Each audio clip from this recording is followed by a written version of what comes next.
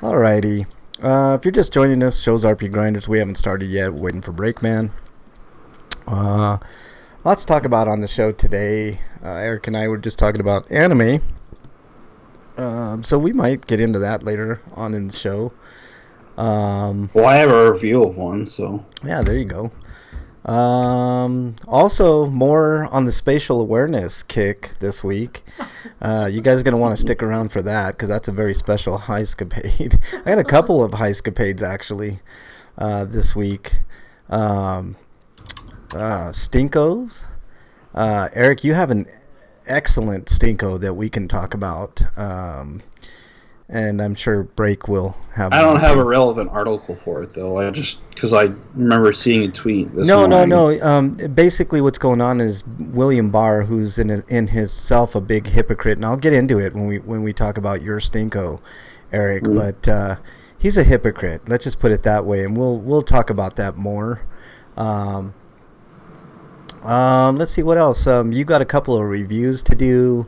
What else? Lots of I'm just rolling the TV series in with the movie since the review is for the movie because the series isn't really over yet. Yeah, that's fine. I'm sure Breakman will have some interesting Dear Breakman questions this week. We always have interesting stuff. Breakman didn't get a hold of you, did he, Eric? No. All right. Let me go to Twitter, make sure I don't have any messages from Mr. Breakman. No, it's okay. I got it here.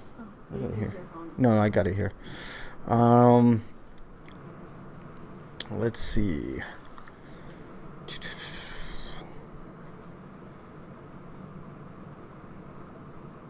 Ooh, this is an interesting question. Who is the nicest celebrity that you've ever met and why? You ever met a celebrity, Eric? No. Huh. Interesting. I met tons. Tons and tons. Tons and tons.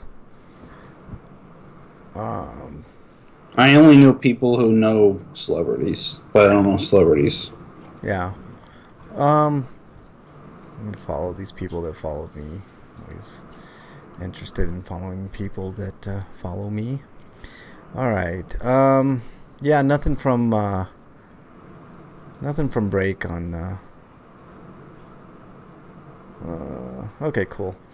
Yeah, nothing from Break. He'll be here. I know Break will be here. Sometimes he runs into the wonderful Cincinnati rush hour. So, but lots to talk about today. I'll be talking about a real estate douchebag. That'll be super special. You guys are gonna want to stick around for that stinko. Bunch of cool stuff. We'll be actually what we're gonna have the most fun with, I believe, is our favorite team. More like Steel Estate, right? Yeah. Oh, it's definitely Steel Estate, Eric. You have no idea, man. This is good. I mean, on the flip side, my townhome's gonna be sold, so hopefully I'll have a new home by the end of the year. But we're going to have fun in our free-for-all. We're going to be talking about our favorite TV series of all time. Live action or anime, doesn't matter. But I got a bunch. And that should be a ton of fun. I don't know. There's just going to be lots to talk about today. Episode 550, which is, I think that's a mini milestone, Eric. I mean, on our way to 600. I mean, 500 was a huge episode. We'll have to do 555, and we'll have to make a telethon out of it because it's a 555 number. Yeah. Oh, there you go. We should do that for episode 555. Do like a live. Tell them, I'm your host this evening, Frank Branch, alongside Eric the Great. We're here to get your money and spend it on whatever we want to spend it on.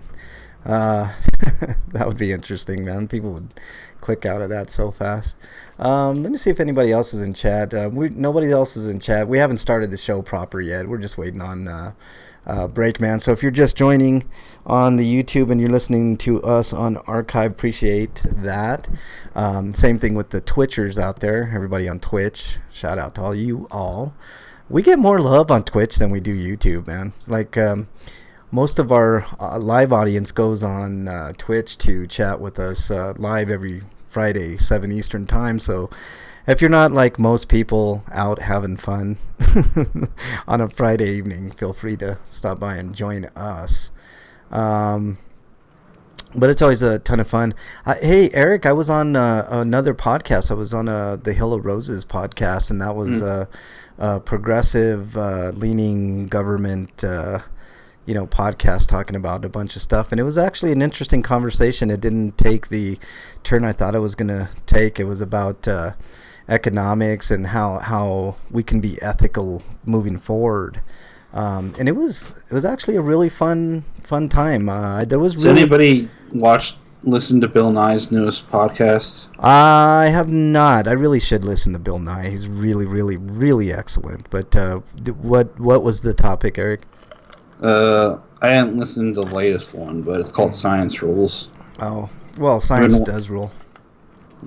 Yeah. But you brought up an interesting article, Eric, about Neil deGrasse Tyson, how that whole investigation kind of petered out, which I fully expected.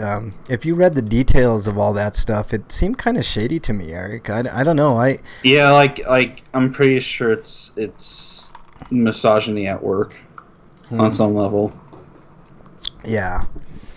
There was a much more credible allegation of rape against Neil deGrasse Tyson when he was in college, but that never went anywhere. And I don't know if that was just due to politics or what that was all about, or maybe it was just nothing. I'm almost certain that it's a combination of him being completely oblivious to the consequences of his actions, and then denying that it was because it wasn't outright violence.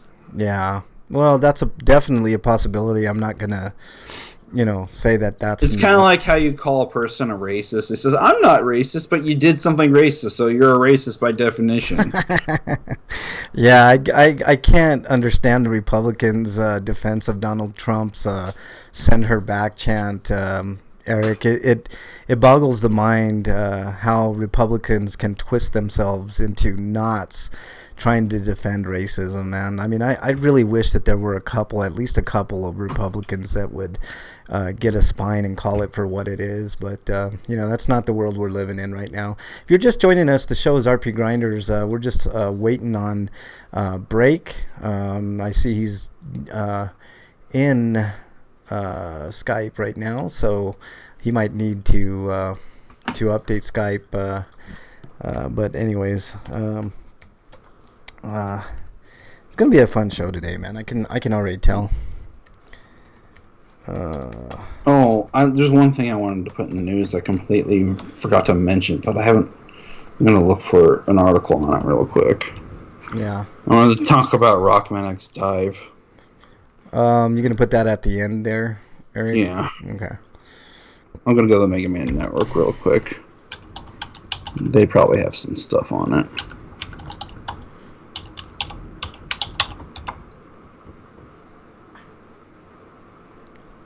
Well, that's not how you type it in. But we're just waiting for a break anyway, so it's fine. Yeah, no problem, man. Not a problem. If you're just joining, like I said, we'll be starting shortly. Break is in chat. No, wait. Breaking Bad. Yeah, Breaking Bad. Breaking Bad. I'll be talking about Breaking Bad later when we talk about our favorite series. Here we go. What did you say, Bernie? Bernie's here. I said Twilight is your favorite TV... Oh, wait, not TV series. Movie series. You are immediately exiled. And your favorite TV series is The Walking Dead. Oh, my God. I need to find the riff tracks and watch that. All of it. Break is too busy with his halos. Wyland says. Yeah, probably, Wyland. Thanks for joining, Wyland. I didn't even see you in chat, man. You're like ninja. But one thing we will definitely not be talking about today is Twilight. I can guarantee you that. Commander Root's in chat. Welcome, Commander Root. We have not started the show proper. We're just... Oh, yeah, I guess I do have a deal here that I want to mention. Oh, yeah, put it in the homie discounts. Well, it's not PSN related, so I'm going to put it underneath all that stuff. Okay, whatever. But, let's see. But yeah, lots to talk about today. It's going to be a fun show. Okay, it looks like Break is ready, so let's get Breakman on in the fun. He even had to update Skype too, I bet, because I had a Skype Mhm. update, so that's why. Should I get Tekken 7 for $15 on PS4? Ask Wyland. Wyland would know. Wyland's the fighting guy. Hey, Breakman, do we have? Yeah, I'm here. All right. How you doing, man? We haven't started the show yet, so. I didn't think so. Yeah. I'm here. All right. All righty. I saw Judgment on sale for $30 somewhere, Eric. It was weird. I can't remember. Let's see. Good ass Tekken is what Wyland says. So I'm Good guessing. ass Tekken? Yeah. What is going on now? I don't know. Does that mean you play Tekken with your ass, or you play with characters but you use your ass? I think he was just thinking of good ass. That's what he was thinking right there. Yeah, like he's talking about the characters that have nice asses. Yeah, I mean, that's par for the course for fighting games. Although, like, I think they're more polygonal in Tekken, and like if you want to talk about nice asses, shouldn't we be talking about like, Dead or Alive? I don't know if you know who Dead or Laura Alive, Kate Buzz or Laura Kate Dale is her full name.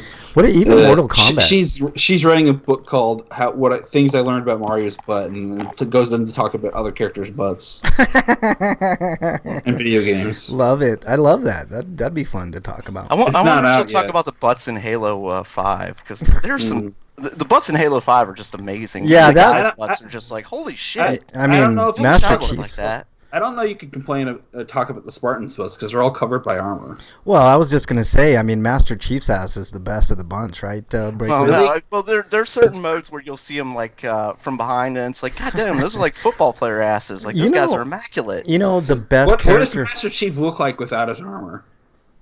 Old. I've never seen him outside of his suit. Some of the best.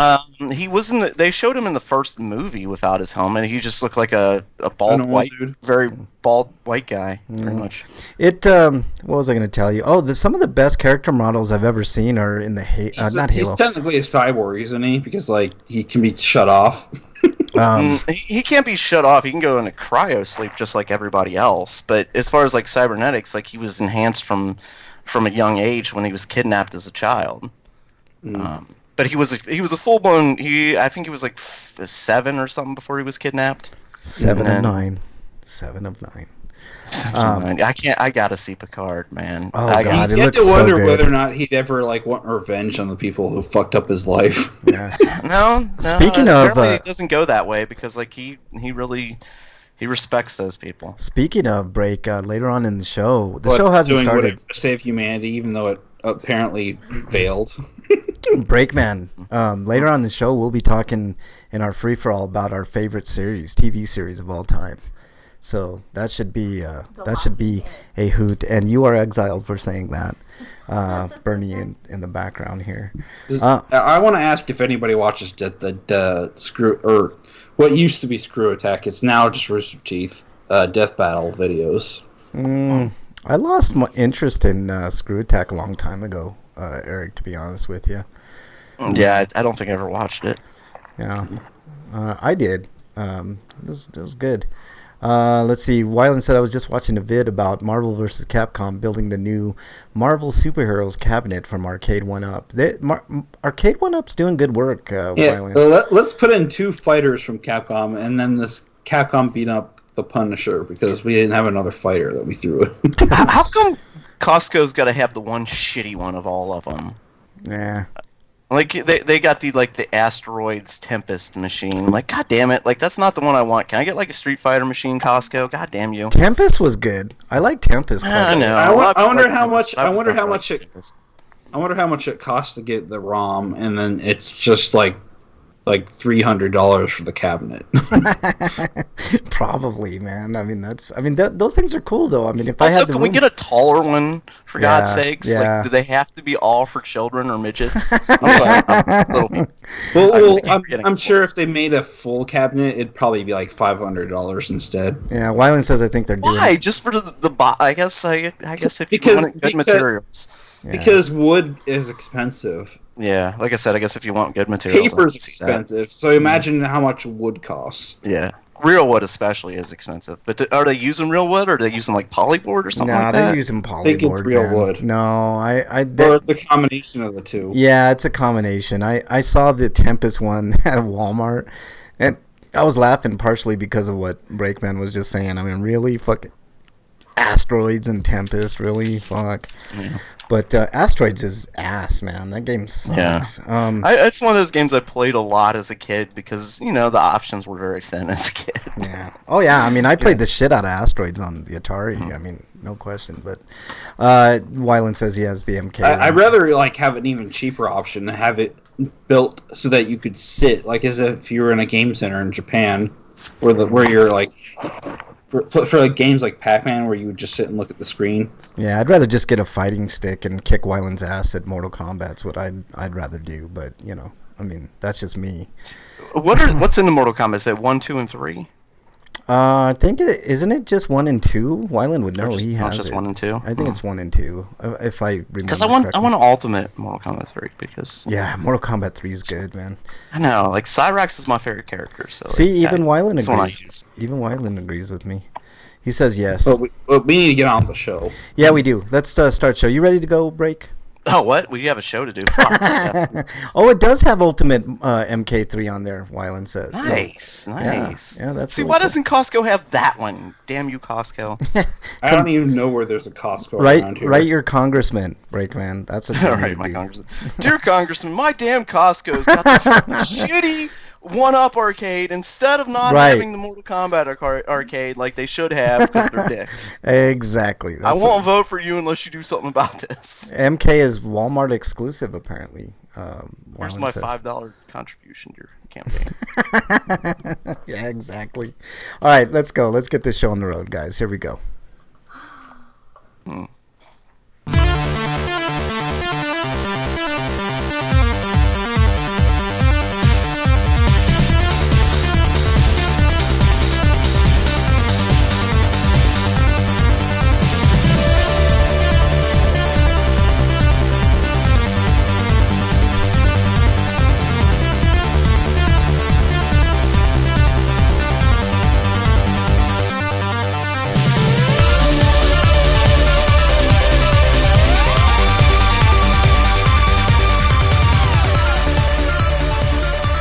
And welcome everybody to episode 550, kind of a milestone on RPGrinders. I'm your host, Frank Branches, alongside my trusty cohorts, Eric the Great, Breakman the Bold.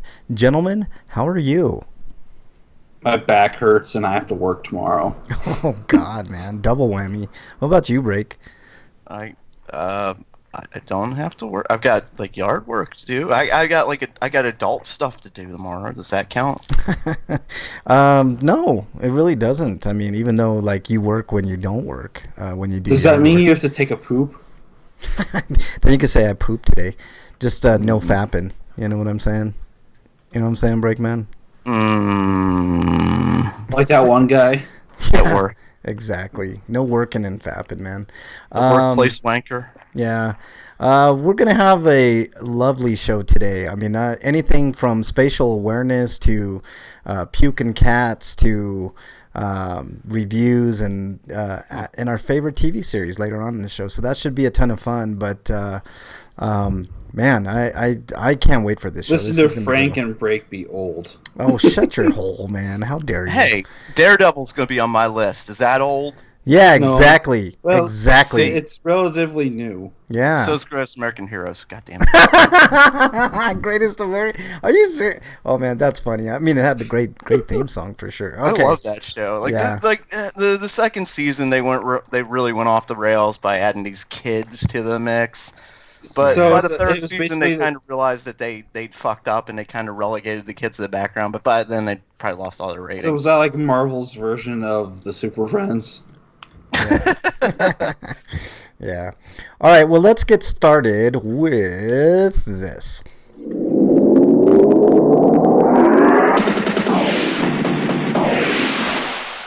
RPG news. Okay. This is the latest RPG news. Eric, take us away. Okay, from RPG site, we've got a game called Pagan Online, and it's leaving early access. Oh my god, is it getting protests yet? Why? Because of the name, pagan. Yeah. Anyway, You know, like there are church people up in arms as soon as they find out there's a game called Pagan. Yeah, I'll talk. It's online. They're paganizing our kids. They're turning them to Satan. Anyways, it comes out on August 27th. It will be priced at $30. Online hack and slash RPG inspired by Slavic myths that launched in early access in April this year. Boasts P versus E modes that can be played both solo and co-operatively with friends. Yeah, I mean, from the trailer, it looks good. It looks. I mean, I always. It sounds kind of like Smite. Yeah. Sounds like a Smite clone. Yeah, Smite clone or kind of Diablo-esque. It's Well, sort of, I think Smite's free to play. Demons? Do you send them demons back to hell, to the pits of the fiery hell in which they came, the depths of the fiery hell in which they came? Preach, brother Breakman, preach. Hallelujah, young children, hallelujah. But maybe it's more robust. I don't know why, but I raised my arm up when I said that. It might be more robust than Smite because Smite is a free-to-play game. Yeah, as long as you don't, start speaking in tongues, Breakman, I think we're all okay. Speaking of, I've seen way too many like preachers or something. Like they raise their fists in the air, like yes. yeah, exactly. And they talk in God, weird. God wants me to throw my fist in His direction. Like fuck you, God. And they talk in weird accents, and Yeah. they repeat other they have like multiple preachers there, and the one will say something, the other will say the exact same thing. The other one says if you didn't hear it the first time. Yeah, exactly, exactly. All right, speaking in People tongues, playing it again. yeah. I showed a video of Frank about these black Southern Baptist preachers or whatever, and it was talking about how child baptism was wrong, and the one guy was just you could barely tell what he was saying because he was almost going into tongues at that point. Yeah, speaking of barely being able to see what he's saying. Please tell me he's like sweating the whole time and he's wiping the sweat off with like with a handkerchief. Like He sort of was sweating, but he Jesus. was wiping it off. Oh, Lord, You know- Lord, please, oh God, Jesus, and saying stuff like that. Yeah, every time I think of like Southern preachers like that, I think of like Brother Love from WWE. You remember that Breakman? It's just, I mean, I just can't help but think it like that's how they talked. Like his character was exactly. Yeah, I mean, I guarantee if you talk to him, he based his character off the like Southern Baptist. It was like so funny. All right, speaking of not being able to pronounce shit, Breakman, next story.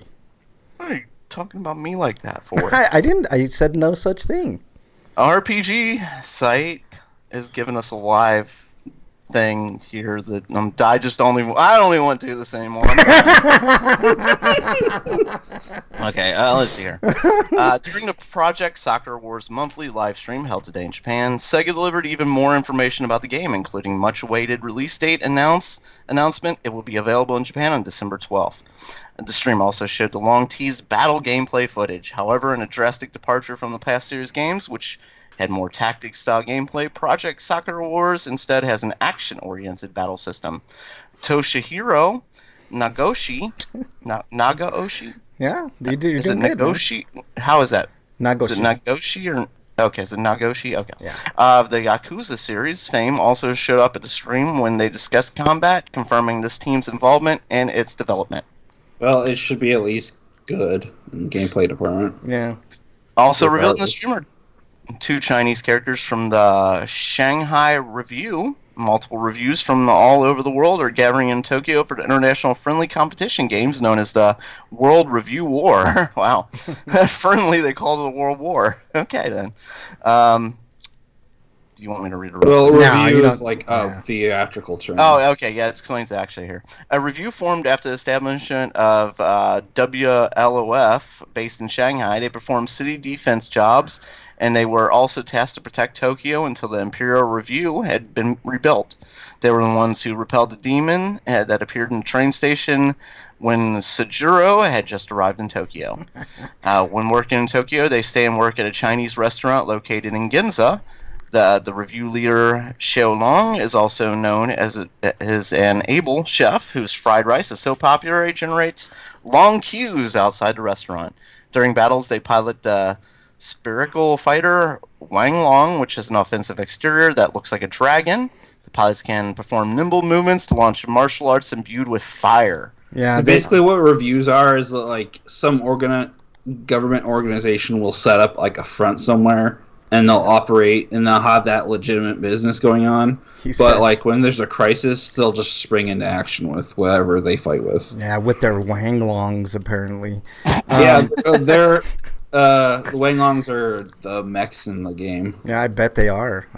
Max. Oh yeah, somebody's compensating for something. And it's not Wang, it's Wong. Oh, why is your Wang Long so long? Shut up! Shut up! You know, what I was gonna say, you know what I love mostly about Breakman reading the news? It's not so much that he mispronounces the Japanese most of the time, but he like hesitates anytime he comes up to a word that even semi might be, and it's like the funniest thing to like hear that pause between like that word and him actually, you know, going into it, like whether it's a name or word or something. I love it, man. It's awesome. That's why you're on the show, man. I mean, asshole. So a lot of people were worried, saying this is going to be like Front Mission Evolution, which was awful action RPG departure from the strategy RPG series that it was known for, and they were afraid this was going to take a similar route. But considering the Asuka people are helping with the combat system, I think it's going to turn out fine. Yeah. I mean, I'd much rather have a strategy RPG myself because I'm kind of lamenting the death of turn-based. Yeah, I know, man. I didn't see much. I mean, there's something to be said from like being able to pace yourself in a game because you don't have to worry about all the constant stimuli that comes from an action game. You know what? Mark that down. If for you next want, week. if you want like turn-based, you gotta turn to mobile games. And Yeah, really, like Kemco, for instance, like they've got just tons and tons of those. We need to add that as a topic for next week, Eric. Mark that down for next week for Free For All. We'll talk about that. The death of traditional turn-based RPGs, my favorite. Well, it's not dying; it's just severely diminished. Yeah. No, we need to talk about that because that's an important topic for this show. Yeah, there is a heavier influence. Jesus Christ, it's more heavily influenced by action games. Yeah. We need to talk about it because there's plenty to talk about that. Next week on the show, we'll talk about that. And I agree, like with Eric, like that's one of the things I loved about RPGs is if a fight was too hard, you go and get stronger. Yep, exactly. Yeah, you level up, like. But now they're making all these games action RPGs, and they require you to be skilled. Yeah. There are games like, without a Game Genie, I would have never beat Contra as a kid. Really? I beat Contra. Not even with 30 lives. Not even with the 30 lives. Really? I beat it with like just the normal lives because I didn't even need it. Yeah, shut up. All right, let's move on to the next story coming to us from RPGsite.net. Massive Online Sandbox RPG Citadel Forged with Fire launches October 11th for PS4, Xbox One, and PC. The game has been in early access since summer. 2017, and the console versions will be available at retail through Solutions 2 Go, the exclusive worldwide distribution partner. It's developed by Toronto indie outlet Blue Isle Studios. I think I've heard of Blue Isle Studios before. In the game, you play as aspiring wizards learning the arts of wizardry and broomstick flying while ultimately building a kingdom. Are these wizards or are they witches? Weird. Since its early access launch... Well, it's kind of like Harry Potter. It's like, we're going to call girls witches and we're going to call boys... Wizards or warlocks or whatever. Yeah. So there's. I took on my word there. I was going to say, doesn't that sound like Harry Potter? Yeah, maybe. Harry made me choke, so fuck you, Harry. So there's some details, but there's a trailer that I've been playing, but graphically it looks okay. Gameplay they don't show much, but it's kind of a third person / first person kind of game. I don't know. There's not a lot to glean from Just the watching trailer. the video, it looks generic. Yeah. Honestly. Yeah, it does look a little generic, to be honest with you. But there's some interesting concepts in there. I don't know. I do like the first person perspective. That's pretty neat. Yeah, that's a lot. Usually like it's Skyrim. third person, so Yeah. I mean it's not much of a change. I mean, yeah. Massive fantasy world, study the arcane arts, create alliances, and forge an empire. It really does sound generic, man. Fight, tame, and ride legendary beasts. Build and fortify epic castles. Find a near limitless variety of loot. And achieve the power of flight. So Building castles sounds kind of cool. yeah, but I mean that's not. But you're right. Like you can get your own homes in games like World of Warcraft and shit. Yeah, so. exactly. It's nothing new. I mean, it just seems like an amalgamation of a lot of things that other people have done. But I don't know. We'll have to wait till it comes out. Maybe they'll do a good job of it. I mean, yeah. Maybe that's all you can hope. If it's generic, at least like as far as like your idea is generic, at least make the gameplay solid. Yeah. Let's move on to the next story, Eric. Next story is from I might have accidentally closed the chat, but I was gonna say I could read that story, but you closed your chat. no, I got it, but this is from RPG site, strategy RPG Tears of Avia to release for Xbox One and Steam later this year. Indie developer Cuckoo Squeaky. that is in the running for greatest name of all time for a developer. Cuckoo Squeaky. I'm writing this down. This is fantastic. It will release on Xbox One and PC via Steam later this year. Oh, so it's not an Epic Store game. Yeah, you need to get this one, Breakman. This is a strategy RPG. So just for the name of the developer, I think I should. Yeah, they deserve credit. Dungeons in chat. Welcome, Dungeon. Anyways, this is for combat. Create your party from 5 different classes and dozens of playable characters. Combine hundreds of unique skills to ensure victory. And never have the same fight twice, as each character features its own upgrade and leveling tree. Cool. Yeah. All right. I guess I had to limit it to 5 because I guess you got a bunch of options between those 5. Yeah, it looks pretty. I mean, that I can say. It looks pretty. Not much in the way of gameplay from the trailer, but it looks good.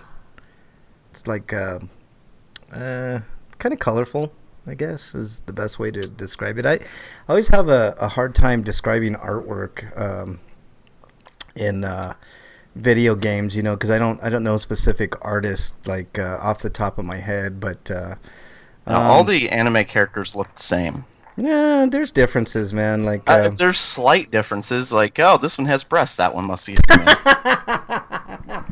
How dare you? Yeah, I really get annoyed when like the only defining feature that they want to show you that telegraph that this person is in need of woman is just to make their breast big. Well, no. Yeah, that's kind of what that video looked like. Yeah, no. What I'm saying is like there's differences. Like the artist for obviously Dragon Ball and Dragon Quest. What's his name? Kira Toriyama. Yeah, Toriyama. You definitely know his artwork. It's unmistakable. There are people like that that you can really tell. All right, who did that story? Was that Eric did? That means this one coming from live from RPG site about Big Ben Interactive acquires Greedfall developer Spiders. Oh, there's a developer called Spiders? Yeah, that's cool. That's kind of surprising. Let me see here. That was a French studio, by the way. They made games like Bound by Flame and The Technomancer and upcoming game Greedfall. And, I actually downloaded Technomancer. Game, I've never played it. I heard the Bound by Flame wasn't that great, but I heard okay things about Technomancer. Yeah, they also did a game called Surrender. I don't know if you know that game, Breakman, but Ooh, tell me more. That was a joke. Never mind. Anyway. Yeah, Dungeon says... I got the joke. I was turning it into a sex joke. This comes after the acquisition of Cyanide Studio. Wow, that's a pretty awesome name too. What is this, Awesome Name Day? Yeah, exactly. Big Ben Interactive, Spiders, Cyanide, and of course the greatest name ever, Cuckoo Squeaky. Yeah, exactly. We gotta get them on the show. We gotta find out how they came up with that name. Yeah, Cuckoo Squeaky. It's probably some weird Japanese. They're Japanese developers, so unless they have an English person on their team. Yeah. Shit. Damn it. Yeah. Anyway, so let me see. Cyanide Studios in May 2018 that's when they acquisitioned them. So over a year ago. They made games like Paranoia, Happiness is Mandatory, Wolverine Apocalypse, and Earthblood. And Echo Software in September 2018, they made Warhammer Chaos Bane. Spiders, situated in Paris, has almost exclusively worked with Focus Home Interactive as a publisher for their titles, but has also remained as an independent studio up until now. Yeah. I'm scrolling down, sorry. That's okay. It's taking a moment here. Acquisition of Spiders, Big Ben accelerates the buildup of its video game development unit. Big Ben announced the signing of an agreement for the acquisition. Why the fuck am I basically repeating myself? Yeah, don't read the rest, man. Let me just read chat here. Dungeon says, hopefully Greedfall is good. He says, sounds interesting. It's like Age of Discovery, Europe colonizing the New World, but the natives have magic. Yeah. No, that I mean, the only thing that I hate about this is guaranteed people are going to lose jobs. Yeah. When there's an acquisition, there's usually like job loss. Yeah. Which sucks. I don't know, man. I mean, a small I got the independent... press release for this, but I didn't. Not always that way, because they're like for instance, the company I work for, they don't they just expand. They don't. If it's small enough, I don't think that there'll be much of a job loss at all. But you never know. I mean, we'll know more. Hopefully, there's in the none. future. Yeah, hopefully there's none. Let's move on to the next story from RPGsite.net. It's the website of choice today. Ononaki demo now available on PlayStation Network, Nintendo eShop, and Steam. We talked about this before. Let's see. So it was available July 23rd, so it's been a couple days. Demo contains both the story mode, where the player can experience the game's opening section, as well as battle mode, featuring a mid-game character. Story mode progress can be transferred to the full game at launch. I always love that, when you can take your progress in a demo over to the game. That makes a huge difference, and I think that's a great feature of a demo, for sure. And then there's a description. I think we've talked about this before. I'm playing the trailer, and I think I played this trailer before. It looks actually really, really good. It's kind of, Final Fantasy-esque in a way, I guess. I don't know. Looks good. Looks good to me. I don't know if you guys saw the trailer for this, but, you can do the I haven't downloaded the demo yet, so I don't know what to think of it. You could do the whole alchemist thing by upgrading your weapons and stuff like that. So it looks interesting. Looks cool. Looks like a Japanese RPG take on like a Diablo, I guess. I always go back to Diablo when it's like kind of like that isometric type view, but looks good. I don't know. I don't have any issues with it. Eric, let's move on to the next one. Okay, the next article is from RPG Site, and Super Robot Wars V and Super Robot Wars X are coming to Nintendo Switch and PC, Steam specifically in Japan, which probably means an international release. Yeah. At least on the PC side, but you could always import the Switch version, which will be in English. But T's two Mecha Cross RPGs were first released in 2017 and 2018, respectively, on PlayStation 4 and Vita. And the most recent game came out that was Super Robot Wars T this year. It got a simultaneous Switch release alongside the other two versions. But we don't know about that coming in English or Steam. But I think you can get the English version. But yeah. But anyways, it said it'll be. Let's see. Oh, that's for coverage. But it's gonna have all the 20 bonus scenarios that were released as DLC. So, Sorry about that. The thing was, I was apprehensive on buying the PS4 and Vita versions because I was kind of anticipating a Switch release, but the big problem with importing the Asian copy is that, getting DLC might be hard because a lot of the reasons that these games were released physical only in Asia is because places like China don't have an eShop or whatever. So to include that probably meant that they had to wait until it was all really ready before they released it. Yeah.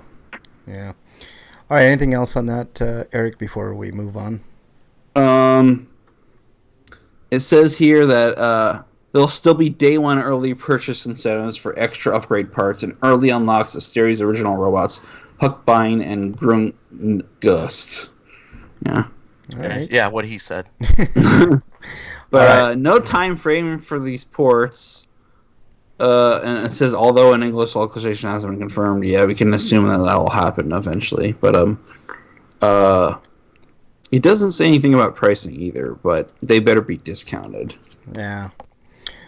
Maybe this next. I heard X wasn't that great, so if you're gonna pick up any of these, you just get V. Yeah. All right, Breakman. On to the next story. Coming to us live from RPG site, Dragonstar Varnir set to release on Steam in 2019. And there's several updates, so let's get back to, I guess. Yeah, we talked about it before, but the dates changed.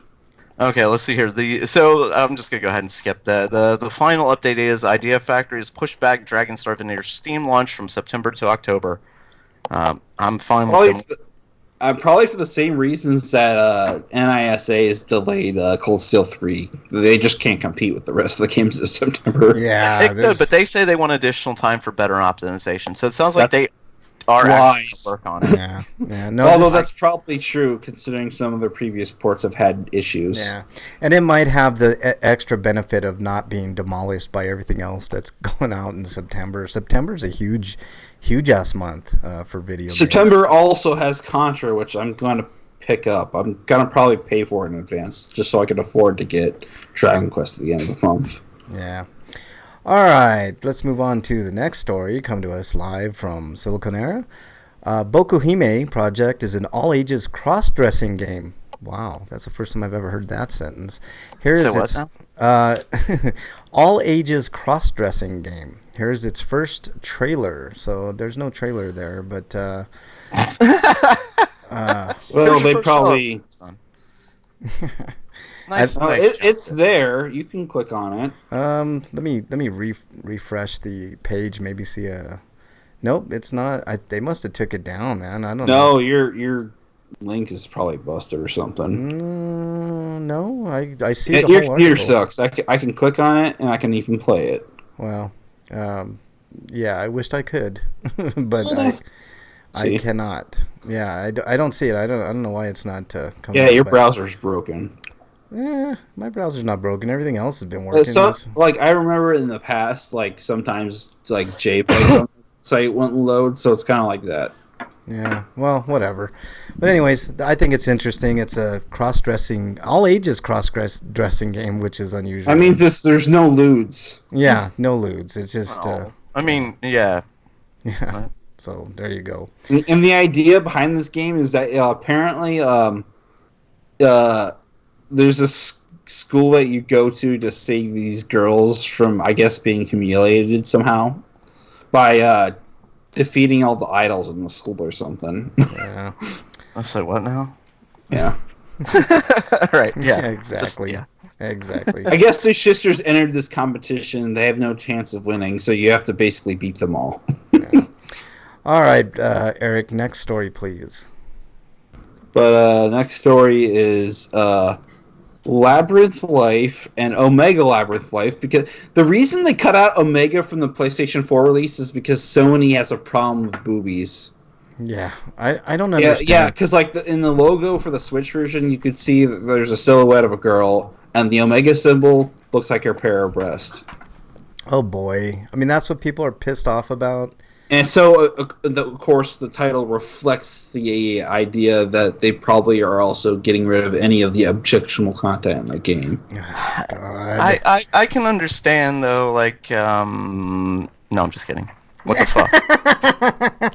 Yeah, Sony, you need a kick in the head, and the CAO needs to be replaced ASAP. You know, How dare they censor this? We've sons of bitches. Yeah, we've talked about this ad nauseum. And I think the only reason that this is coming to the West is because D3 Publisher is too big of a publisher to piss off. Yeah, I'm at a loss. I don't know what else we can do as older gamers to get the, you know. They should just skip the PS4 version and work on doing a port for the PC. Yeah, no, I really don't get this. By the way, I think it's a Siliconera problem with Chrome, Eric, because all the Siliconera videos aren't coming up. But anyways, we've talked about this, Breakman, on the show before. Like, what is it going to take for? I think what it's going to take is gamers that actually are way older and actually speak up and speak out. You know what I mean? The only problem with this game though is like it's digital only. So if you want a physical copy, you'll have to look for an Asian version of the game, which is available for sale right now. If you want to buy it right now, you don't want to wait. Yeah. Even though it's coming out in like less than a week now, because Thursday is a launch date. Yeah. I mean, we've talked about it before on this show, Breakman. Censorship, I think everybody knows where we stand on that. I honestly think that they should have a special section for every service, including Nintendo. If you want to put mature games there and adult-only games there, then so be it. Let us. Yeah, I want the Mario porn games. Well, I want to call this mature because the whole conceit is that it's titty. Right. No, but every time Mario gets a mushroom, instead of getting bigger, his penis gets bigger. Or even uncensored games, Eric. Like there should be an outlet that these games can come out in their full form. Where's my 18 plus porn games on consoles? It's not even about porn. It's like just uncensored things. Like I know that there are games that have come out for Sony that have been censored for certain content, like boobs, or what's the other one? Panty shots. Really? I mean, you're gonna fucking censor a game for that? You don't think we as gamers... yes, these girls are not, they're minors, but that's beside the point. No, I mean, I understand the sentiment, but I really wish that there would be some form of outlet that it's kind of insulting to older gamers here in the United States. It really is. It's like Sony thinks like we're so sensitive to sex. It's like, really, everybody has sex, dude. I mean, come on, Mr. Sony. Let's get with the times here. Let's not be coy or. It's so weird. It's like years ago, like back when Xenoblade X came out on the Wii U, Nintendo's Treehouse was doing localization for that, and they cut some stuff out of the game. Now Treehouse doesn't do games like that anymore, and Nintendo is letting third-party publishers, make whatever they want as long as it's not straight up porn. Are there any PlayStation 4 adults-only games? Because there's none that I know of. Did any come out in Japan? No. Yeah. I mean, that's the whole thing. The platform holders don't want porn on their console. No, I understand that, but like, I mean, I would think that there would be some, third party kind of no, because like Eric's saying, the Xbox, Sony, and Nintendo don't want porn on their consoles, so they make sure that you can't put on their console unless you make an unlicensed game. Thing. Like, and I don't think people make unlicensed games for. Yeah. Like, I don't think people have made unlicensed games since the NES era, because making an unlicensed disc-based game is very difficult, and you can't get a game on a digital storefront without platform holder. Yeah, I understand. China begs to differ with making it being difficult to. Yeah, but those are usually on bootleg consoles anyway. Yeah. That's true. Yeah, Dungeon says indies can't. Xbox and PlayStation are fenced markets. That's so true. I really wish that they would allow like a marketplace, like, for people. If you want porn that's like an unlicensed product, you have to go to somewhere like itch.io. And it's not necessarily. But like we said before, not just porn, but like adult content. Yes. Like, can we deal with like real relationships and stuff like that? Like, that's exactly right. Like more mature concepts. That's what Break and I have been screaming about for years. You have to convince not only the platform holders, but also the gaming audience themselves to stop playing games like Call of Duty and a battle royale shit. The closest... Well, you don't really have to, because Call of Duty's had a lot of problems lately with their oversaturation. Yeah. You know what's really interesting? The closest game that I can think of that what you're talking about, Breakman, is Catherine. And I know Catherine's got a new version coming out on the PS4 that it'll be interesting to see how that does, because it deals with a lot of like mature relationship type issues, and it's an interesting game. It's a puzzle kind of quiz game, and it's interesting. But I really wish that they would look at games like that and understand that there is a market for a more mature, not just porn. I mean, there is a market for that too, and I really wish that they would allow that in a specific, kind of gated way.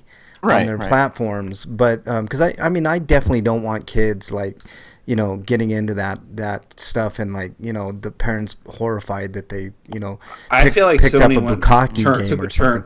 I feel Sony took a turn for the worse when Yoshida left. Yeah, I kind of agree with that, Eric. All right, let's move on. I think it's Eric's turn, isn't it? Yeah. But, hold on, let me close this link. Okay. Okay, we are at the the third to last. Monster Rancher's getting a port. Yeah, I know. this year, apparently. That's weird. So we don't even know if it's like a port remake where they like it'd have to be a remake at this point, because if they tried porting the original PlayStation version, people are gonna say how ugly it is. Yeah, what the hell is this shit? I could see it already, the bitching, but oh god, just looking at the box art, like Jesus Christ, we can't have that. Yeah. Anyways, it was called Monster Farm in Japan, so they have no real date announced, but it's going to come out by the end of the year in Japan, but no international release. Yeah, so this is a non-story pretty much. I mean, we'll talk about it more once we actually have info, but the fact that they're even doing this is just bizarre. It is bizarre. All right, this next story might be... Really? You want to compete against Pokemon after all this time? Yeah. All right, this next story might be bizarre too. Breakman? This is coming to us live from Crunchyroll. Steins Gate Chiyomaru Shakura buys out mages, goes independent. Yeah, Shakura. Yeah. I thought that's what I said. Yeah, Shakura? That's what I was affirming it. Oh, okay, cool. Times are changing for video game company mages, known for titles like Steins Gate, Robotics Notes, and Oko 9. And they really like the semicolon there for some reason. And many more. The latest management update has the studio going independent thanks to a buyout by President Chiyomaru, right? Maru, yeah. Maru, okay. Shakura's own, his own studio. Anyway, the management buyout, which has his studio purchasing all shares held by parent company Dwango, went down on July 12th. As a result, Mages is no longer a subsidiary of Kadokawa Group, but the company expects to hold on to the solid mutual relationship in the future. Leadership and its newfound independence, Mages hopes to make its business decisions faster and more flexible than ever before. So maybe more of this stuff will actually get localized quicker. Yeah. So I think that was the biggest problem with Robotics Notes coming to the West in the first place, because the rights holder said no or something. And basically, they're betting on themselves, so good luck. Yeah. Looks like Freak Five's in chat and Lurks is in chat. Welcome back, Lurks, and welcome back, Freak. Nice to see you guys in there. All right, next story comes to us from Eurogamer. This is actually something really weird. Amazon is finally retiring Prime Video from the Wii U. I know, isn't that weird? Why is this a news release? Well, I mean, there are a lot of people. In a way, it's kind of a homie discount, though. So keep reading. Yeah, let me read here. It says, as of 26 September, Wii U owners will no longer be able to access Amazon Prime Video from their devices. Yeah, all 5 of them are mad. Yeah. I had a Wii U. Wii U was... I like the Wii U. I'm sorry, all 6 of them. How dare you.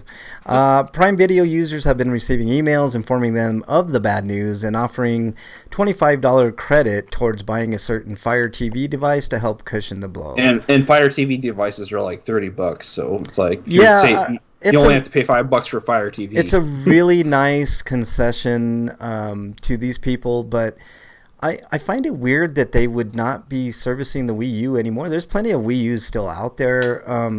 Why not just keep it on there? Because I guess it's a financial drain because not enough people are using it. I'm guaranteeing Nintendo has the numbers on how many people are using their Wii U's. Yeah. And it's probably not enough for Amazon to continue. Yeah, Freak 5 says he still has a Wii U. So you still have one, but how often are you using it? Yeah. And I never used it to watch Amazon Prime Video. Yeah, I guess it's... I mean, this really is not a big deal. Because I never subscribed to Amazon Prime because paying $100 a year. Yeah. Well, holy shit! It was $100 a year. Oh yeah. Yeah, you're better off buying the Fire TV and getting Amazon Prime Video that way. Yeah, it's like it's like $20 a month if you do it month to month, man. It's actually I like Amazon's service, but after finding out how they treat their employees, I'm like, ugh. Yeah, and that's another reason because I hate buying games from there. Yeah, I do too, man. I only do it when the deal's too good to pass up. Yeah, I agree. Yeah, unfortunately, they have a lot of those. Yeah. All right, and it looks like we got one more story, Eric. One more story is Rockman related, so this will be pleasing me and Breakman. But Rockman X Dive. We'll see if it pleases us. Yeah. But I don't know. I've seen a lot of videos from Shadow Rock X, ZX, and it sounds like it's gonna be at least competent. But I mean, the videos look good, but it's gonna come down to the controls, I think. But well, you could always circumvent the phone controls with getting a gamepad. But that's true.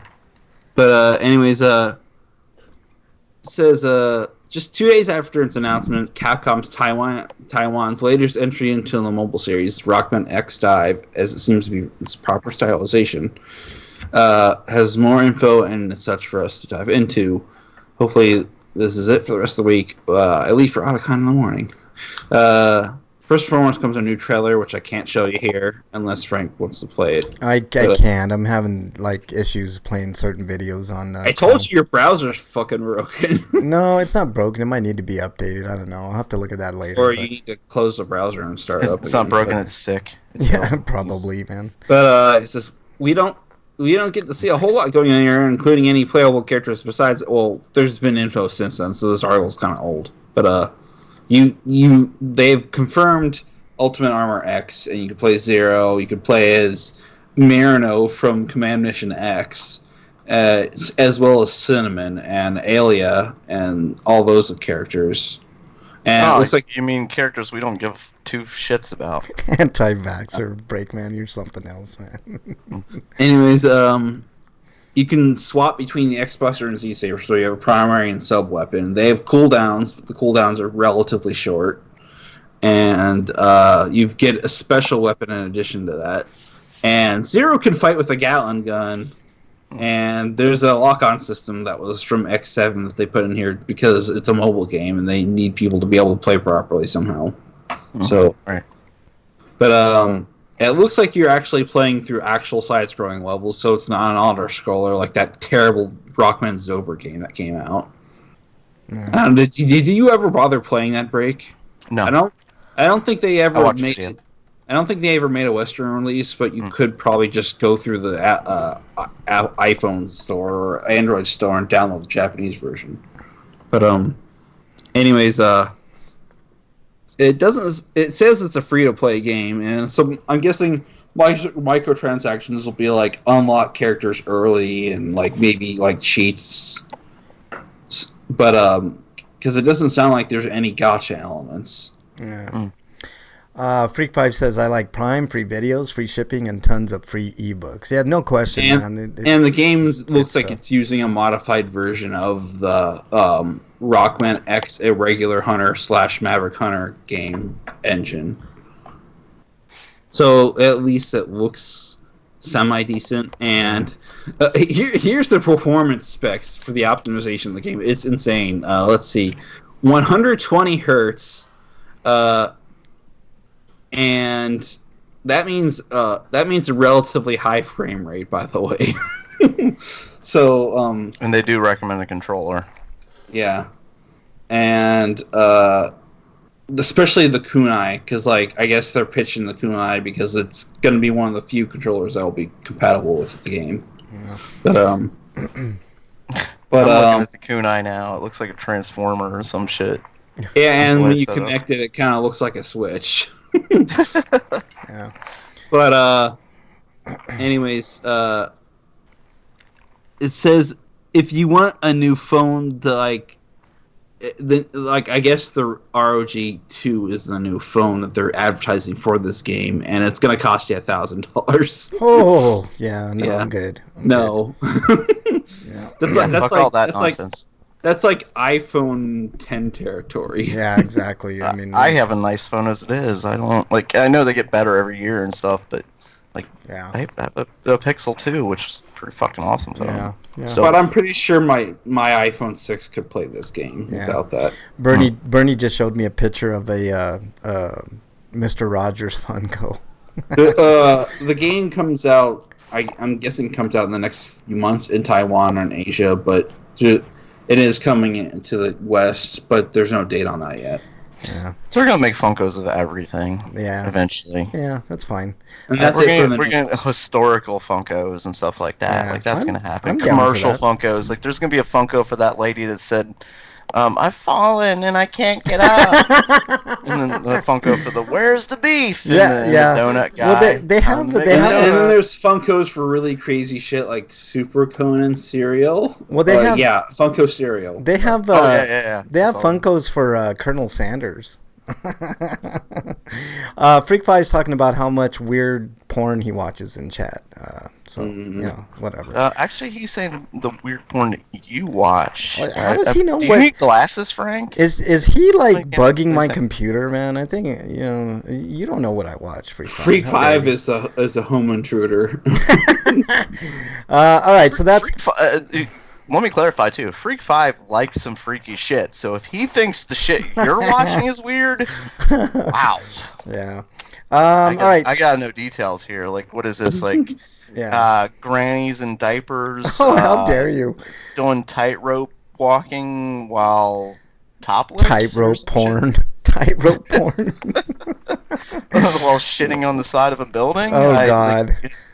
Yeah, can you what imagine are that? you Like, into, Frank? oh, how dare you! Come on. Mug told him. Mug is his own man. Freak Five. All right. Real quick, homie discount, Eric. What do you got for homie discounts? Anything?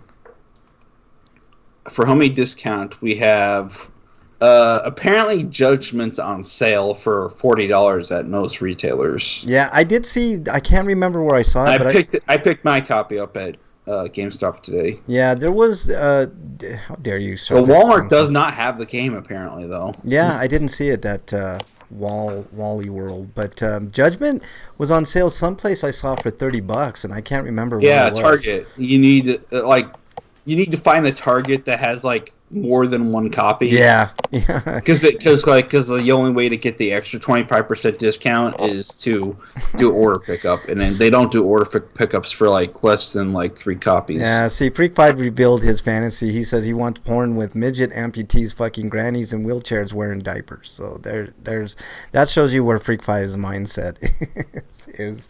All right, let's move on to.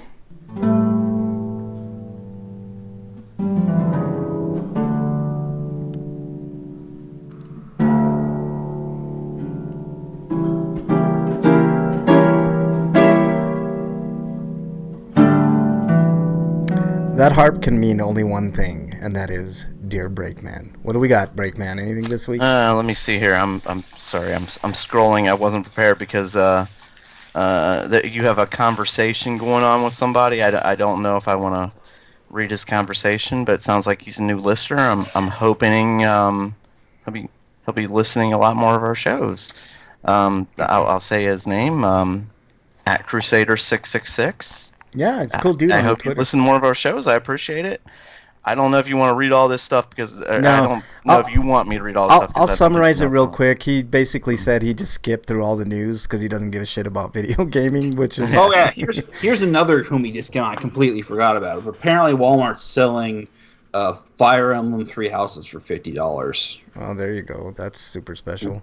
Well, yeah, no, we had a little conversation, and I thanked him for listening to the show. So if you're listening, thanks for listening for sure. But I don't blame you, man. Just skip the news if you don't want the news. You get tons of fun stuff after the news. So, thanks. Yeah, thanks I mean, for if you're not into gaming, that's not the only thing we talk about. Obviously, we talk a lot about like skepticism, and politics, and then we've got our advice column because we're trying to save the world one tweet at a time. Exactly. I mean, Dear Breakman is definitely saving the world for I sure. know. We've done a lot to save the world. Yeah. It's slow. I mean, it's one tweet at a time, but I mean, on a side note, does anybody want to buy me Fire Emblem Three Houses? Yeah, no. Yeah, me too. You want to buy me a Switch too? Yeah, and while you're at it, like, can you guys put a pre-order down for a PS5 for me? That'd be cool. I got a Patreon. You do have a Patreon, Derek. All right, so what else we got, Brandon? Okay, this one comes from Freak. He says, "Ask Breakman," because he refuses to be. He wants to be a rebel. So at Freak 5Cast says, "What is the best way to clean your ass Fake after news. pooping?" And he said hashtag twoop, which I had to have him clarify. That means I was pooping when I wrote this tweet. That's what he said. But Yeah. what is the best way to wash your ass after pooping? Well, you get a hose and you Bidet. spray it.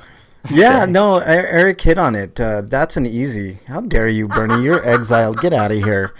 But most people don't have bidets, so that's why he suggested the hose. Yeah, You need to do the Howard Stern way, which is like he wipies. has his pants around the ankles and he kind of like wobbles to the sink, gets the toilet paper wet and washes his ass off there. No, and I remember that conversation, Breakman, with Stern. There was a company that produced like these flushable wipes that you can get, and that's obviously a great way of wiping your ass. That's the thing. Don't, even though they say they're flushable, They're not. like there's been a lot of problems with those things. Do not flush wipes, please, people. Yeah.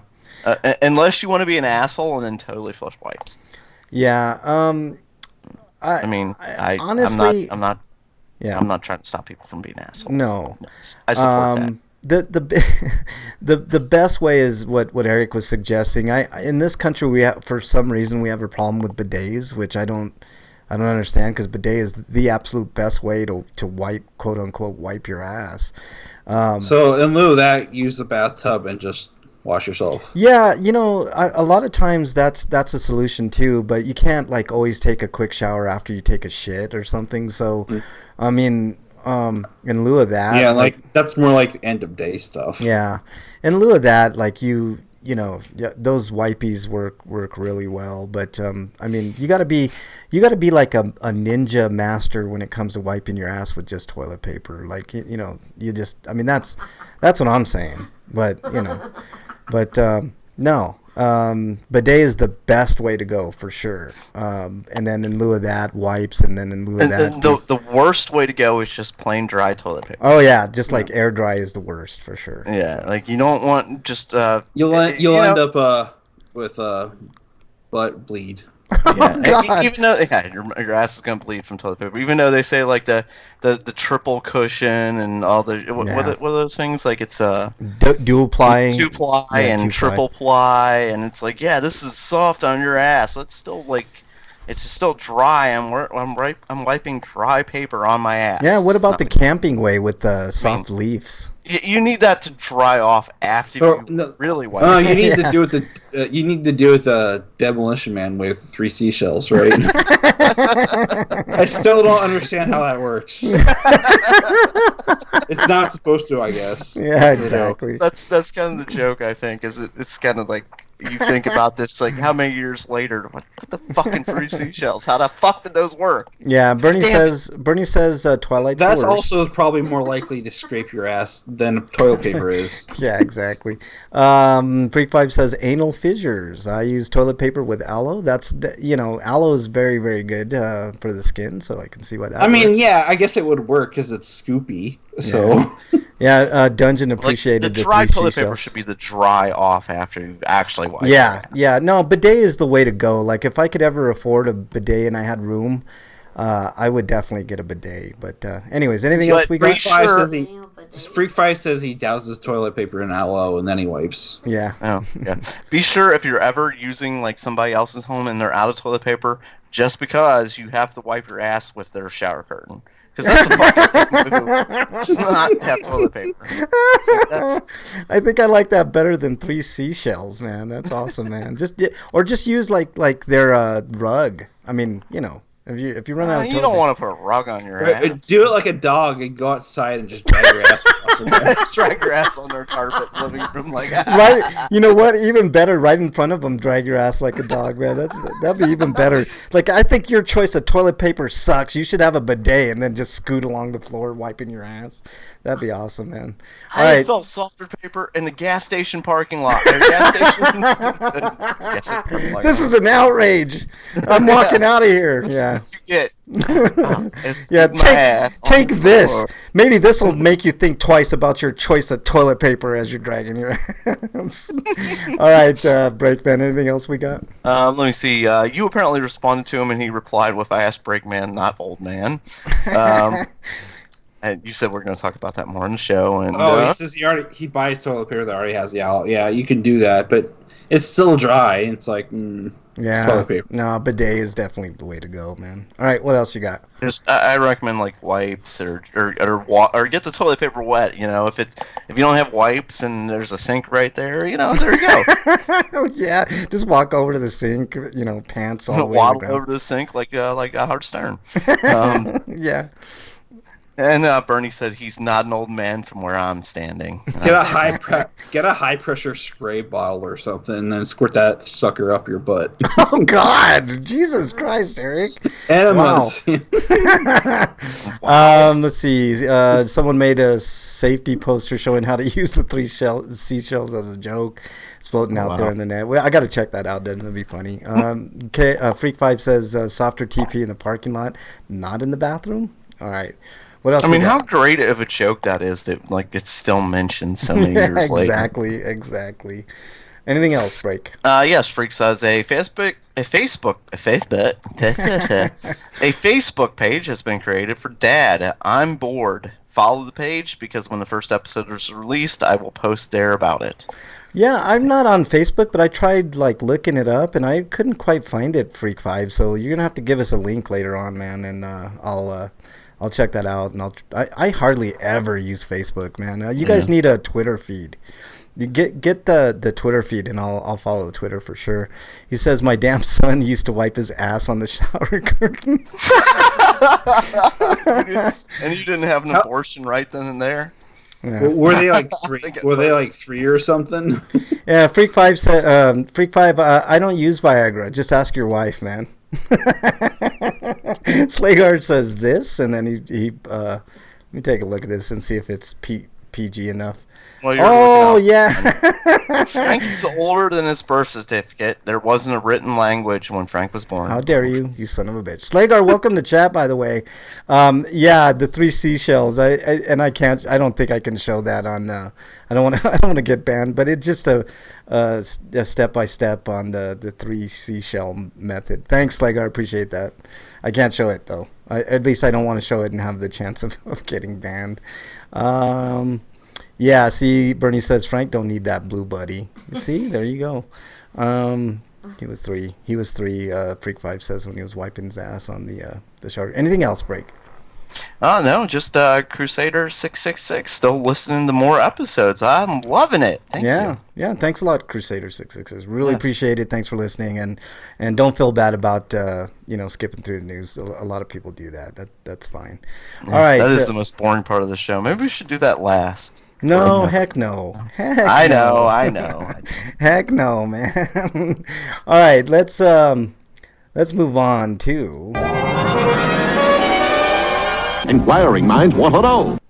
Inquiring minds want to know what you've been playing, Breakman. What have you been playing? Not much time to play anything. I turned my Xbox on for the first time to not do anything but Netflix last night. Well, I mean, you didn't have to do a massive update first. Yeah. I am tired of turning on Netflix and having to do an update. Like, what do I have to update on Netflix? For real. Yeah, exactly. The app works better and won't crash now. I guess. So I started playing the Castlevania collection. Oh, fucking Castlevania! Yeah. It's fucking awesome. It is awesome. And then the South Park mobile game for the most part, but the Castlevania collection. It's 1 through 4, and then Bloodlines, and the Game Boy games. Kid Dracula, and the Game Boy games, yeah, and Kid Dracula. We don't talk about Legends because Legends is terrible. Yeah. Dungeon I said tried skipping over them. You brought them up. Dungeon said he finished Marvel Ultimate Alliance 3. It was okay, I guess. Not great, not terrible. That's disappointing, Dungeon, but at least you played it. Not worth $60. Yeah, I knew I wasn't going to pay no $60, especially when they announced like the DLC and stuff. I'm like, fuck that. I'll wait for a sale. I'll wait till they come out with like. I don't want to hear that. I wanted to hear it was awesome. Fuck. Yeah, it's got to be better than 2. It's probably still awesome. It's just not $60 awesome. Yeah, it's just not $60 awesome. Yeah, I might enjoy it more when I get it. When it's like $20 or $5 later on. Yeah. All right, Eric. What have you been playing, man? Quickly, you got a bunch. Eric, what have you been playing, man? I played a little bit more London Detective Mysteria, and I wanted to play more Trails of Assure, but that didn't happen. So I did finish Shelton Sanctuary on the PS4, and I got the Platinum Achievement for that. God damn it, how? Game is so fucking hard, man. Jesus Christ. Yeah, I almost gave up on fighting my way through the New Game Plus because I screwed up and I failed to do the side quest to get the couple of achievements, so I had to replay it and get the other ending. Which the final boss, the Nameless King, he just gets really hard on the second playthrough because the game's just much harder on New Game Plus than even the Dark Souls games, in my opinion. Yeah, but but I found that you could cheese the final boss by using the Dark Swarm incantation, so I just did that and it worked. Because basically, after he gets hit so many times, it will stagger him, which lets you do it again and again and again. He just gets stun locked until he dies. He can break out of it, but it doesn't happen that often. All right, what else you been playing, Eric? But other than that, I played a little bit of Attack on Titan 2/2 Final Battle, which is almost like a reboot of the first game because the premise is almost exactly the same. You do create a character and you go through elements of the story section through their eyes, and the other characters from the anime are just like background characters to help accentuate the story. Mm-hmm. And there's a couple extra filler missions that obviously weren't in the show just to make the game longer, but it plays a lot better than the first game, and the performance seems a little bit better. But I got the code through Koei Tecmo of Europe, and they gave me an Xbox code, so I had to play on the Xbox. The one thing I don't like about the Xbox One controller, other than how flimsy it feels, is if you put the rechargeable battery pack in, it adds to the weight, and it gets heavy after a while. Yeah, it doesn't feel flimsy to me. I think it feels fine. It's a great controller, no question. It's not I quite just use batteries. Yeah, I don't. I definitely use rechargeable, but other than that, I played Tiny Metal Full Metal Rumble, which is the sequel to Tiny Metal, and it also is an improvement. I haven't played too much of it to see what the improvements are, but one noticeable improvement is that the game's voice acting has an English dialogue option by default. That's nice, because like the first game had like a lot of story, but it was all in Japanese. I was like, this game could probably use an English. So you're just hitting A button really quick, like No, I was listening to it, but like one complaint I would have about the dialogue is that it's on autopilot. Yeah. So that's so you have to kind of keep up with it. Yeah. All right. What else you been playing, Eric? I played Mighty Switch Force Collection on the Xbox One because WayForward occasionally sends me codes for games, and that's cool. But like the code you get is completely random because like I don't ask for them specifically. Mm-hmm. So that's how I ended up playing that. And I gotta say, like, the decision to give us the original Mighty Switch Force is a little odd on the PS4 and the Xbox One because it looks bad blowing up on a TV. Yeah. It might look better on the Switch. Yeah. Or the PC, because the PC you're probably playing a game on PC monitor, which is smaller. So yeah. But like, Mighty Switch Force 2 is on there. It looks like it's aged better because it's an upscale. It's based on the Wii U version. Yeah. But it looks better just because they did better sprite work in that game in general than the first game. But Mighty Switch Force Hyperdrive Edition looks better. It's in 1080p rather than 720p. Yeah. But I cannot recommend Mighty Switch Force Police Academy because that is meant to be played with 3 other people. But even if you're playing with 3 other people, it's hard to see what the fuck you're doing, and it's supposed to be pure chaos because the screen stretches way out and you can hardly see your characters. Okay, so this is Police Academy, right? So my question, is this like the newer Police Academy without Mahoney, or is Mahoney still in there? Shut up. Because without Mahoney, like, it sucked. Like, Yeah, I totally agree, man. Yeah, and I mean, even though it still had Motormouth Jones. Yeah, you're playing as a bunch of girls, so no. No, they went to Lava Lantula, Breakman, to answer your question. That's what happened there. Mm-hmm. But I mean, Tackleberry was still in there. I think Tackleberry was in like every episode, but still, like, I mean, that joke kind of wore thin by the. But the best part about Mighty Switch Force 2 is that there's an optional baby that you can pick up. I guess that unlocks something when you find them all. But like, whenever you find the baby to rescue them, she'll just punt the baby and then yell, "You're safe," because she hates it because it's ugly looking. yeah. All right, what else you been playing, Eric, or is that it? And it's crying, so fuck babies. Yeah. All right, anything else, Eric? I kind of wish Hose It Down was in there instead of the original version of Mighty Switch Force, because that's a neat little puzzle game that's based on Mighty Switch Force 2. I don't know why they couldn't have just included that, but whatever. All right. Dungeon says, now playing Wolfenstein Youngblood. That's going to be a divisive entry. Freak 5's been playing Stick of Truth. That's a great game. I love that game. He's replaying it, tried to get the platinum.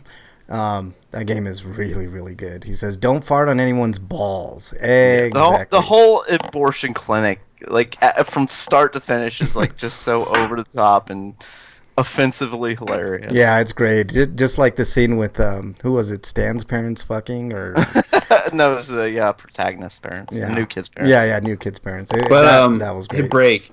You played the Japanese versions of the game. Are they completely in Japanese? Or have some of them been translated? I know Kid Dracula was, but what about the other ones? I only tried Kid Dracula, actually. Yeah. Freak 5 says, do you go to the Blue Oyster Bar? And then Dungeon says, no Steve Gutenberg, no sale. You got to watch Lava Lantula. You got to watch Lava Lantula and Lava Lantula 2 Dungeon. Those are fun ass movies. I should do a review of those. We're talking about Police Academy. Stop talking about other stuff. Hey man, if you want more of that, there's Winslow is and Gutenberg are in Lava Lantula, man, and you get you so gotta watch what line is this from? Kick the baby, don't kick the goddamn baby. Yeah, that's Stick of Truth, Park. man. Yes. Oh. Yeah, and Bernie says I love Lava Lantulas. Yeah, it's fun. Yeah, that's right. I do remember them kicking Ike. That's right. Yeah. All right. I accidentally got the achievement for going too far because I farted on the dead Nazi fetus. That's funny as fuck, man. I think I got that achievement too. Did Dungeon Buster play any of the Youngbloods today? Yeah, he did.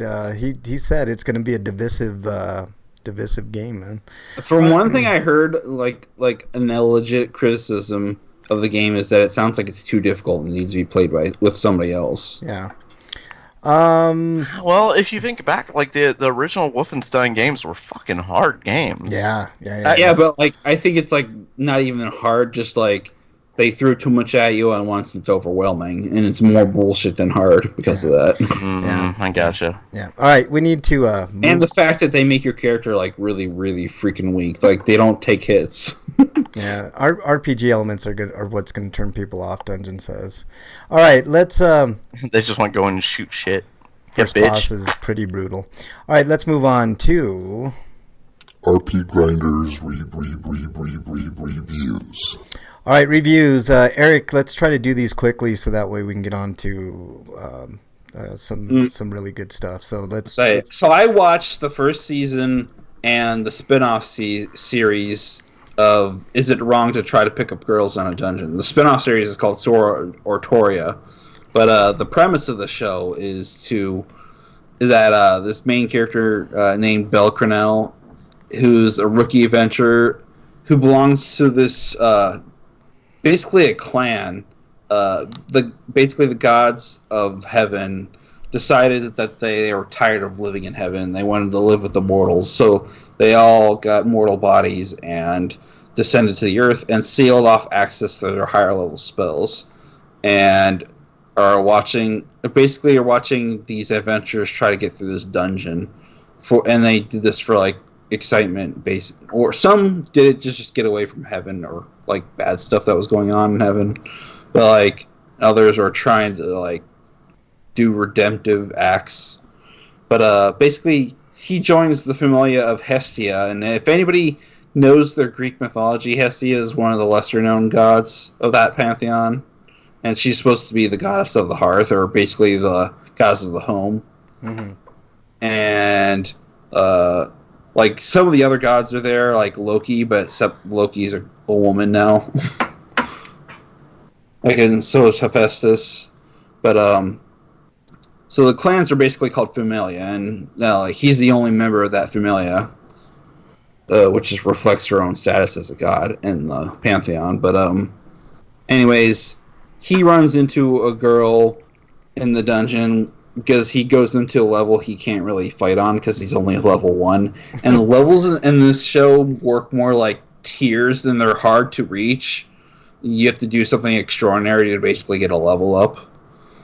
So like you could have like an S class in stats but be level 1, but like level 1 determines like a certain level of strength. Like it doesn't matter how high your stats are, like unless you're like level 7, you're not fighting a level 4 anytime soon. Okay. But it has a really strong premise for an entry in Odyssey type of game, and there is a game coming out later this year, and I hope they go that route. But it's got a lot of it's not fan servicey, but there is a lot of jokes and innuendo going on, and like so it's lighthearted comedy / drama, but it's a good show. But I also saw the movie called Arrow of the Orion, which I liked, but I felt that the ending was I feel mixed on the ending, because I feel like this movie is an original story, and so since it's an original story, none of what happens in the movie is going to be reflected on the TV show. So the experience he went through, which was a really good experience, and I think it's the kind of experience he would need in the TV show to grow as a hero, because he wants to grow up to be a hero, isn't going to carry over. So it's like they can't do something like that in the show now, otherwise they'll just be rehashing a plot line from a movie. So I don't know, I feel like they kind of went overboard with the ending. Plus it also ends with a girl dying, and that's kind of a bad take in my opinion. All right, so what are you giving the movie, Eric? I'm gonna give it a 7. All right. Freak5 says in chat, says, I was showing Mrs. Freak Kyle kicking Ike. I just happened to be fighting Nazi zombie cats, and she got mad at me. Did you just kill the Nazi cat? I told her it was a Nazi zombie cat, and she goes, okay, that's fine then. Wait, you were fine with the cat being a Nazi? Yeah. Freak5 says, I watched Leprechaun Returns. It was great. I told you it was good, Freak5. I remember you mentioning that on Twitter. Leprechaun Returns is a good movie. Real quickly, I have a real quick review for Lavalantula 1 and 2. Go see it. They're fun B-movies about like lava tarantulas, basically. And it stars Steve Guttenberg.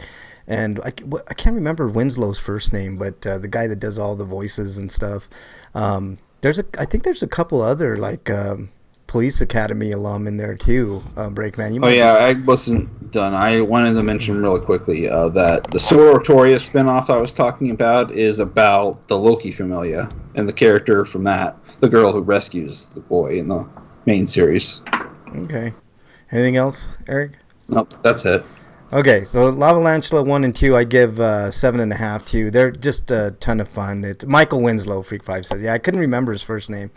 But yeah, if you like that type of campy, like B-movie stuff, plus, people from Police Academy, you'll like Lavalantula. A ton of fun. Plus, Nia Peoples looking good in part 1, I think. I think Nia Peoples is in 1. Uh-huh. But, yeah, make sure you go see those. They're on, I think, Tubi TV for free if you want to check those out. All right, let's move on to, I actually have a heist-capade this week. Heist-capade. Anybody else have a heist-capade? Breakman, do you have a heist-capade this week? I didn't see anything in that. No, there was something I completely forgot to write it down, so I don't remember. Okay. Go ahead. Wyland says, rumor has it Tommy Doyle will be in Halloween Kills. That's interesting. They tried to get Paul Rudd back. That would be cool. Yeah, but Rudd is too big now, Wyland. He's not going to do anything like that. They better bring the Brinks truck if they want him in anything. All right. The first one that I have is called Spatial Awareness, or How to Lose a Girlfriend in the Blink of an Eye. And and so anyways, Bernie and I, we don't have a vehicle, so we have to walk everywhere.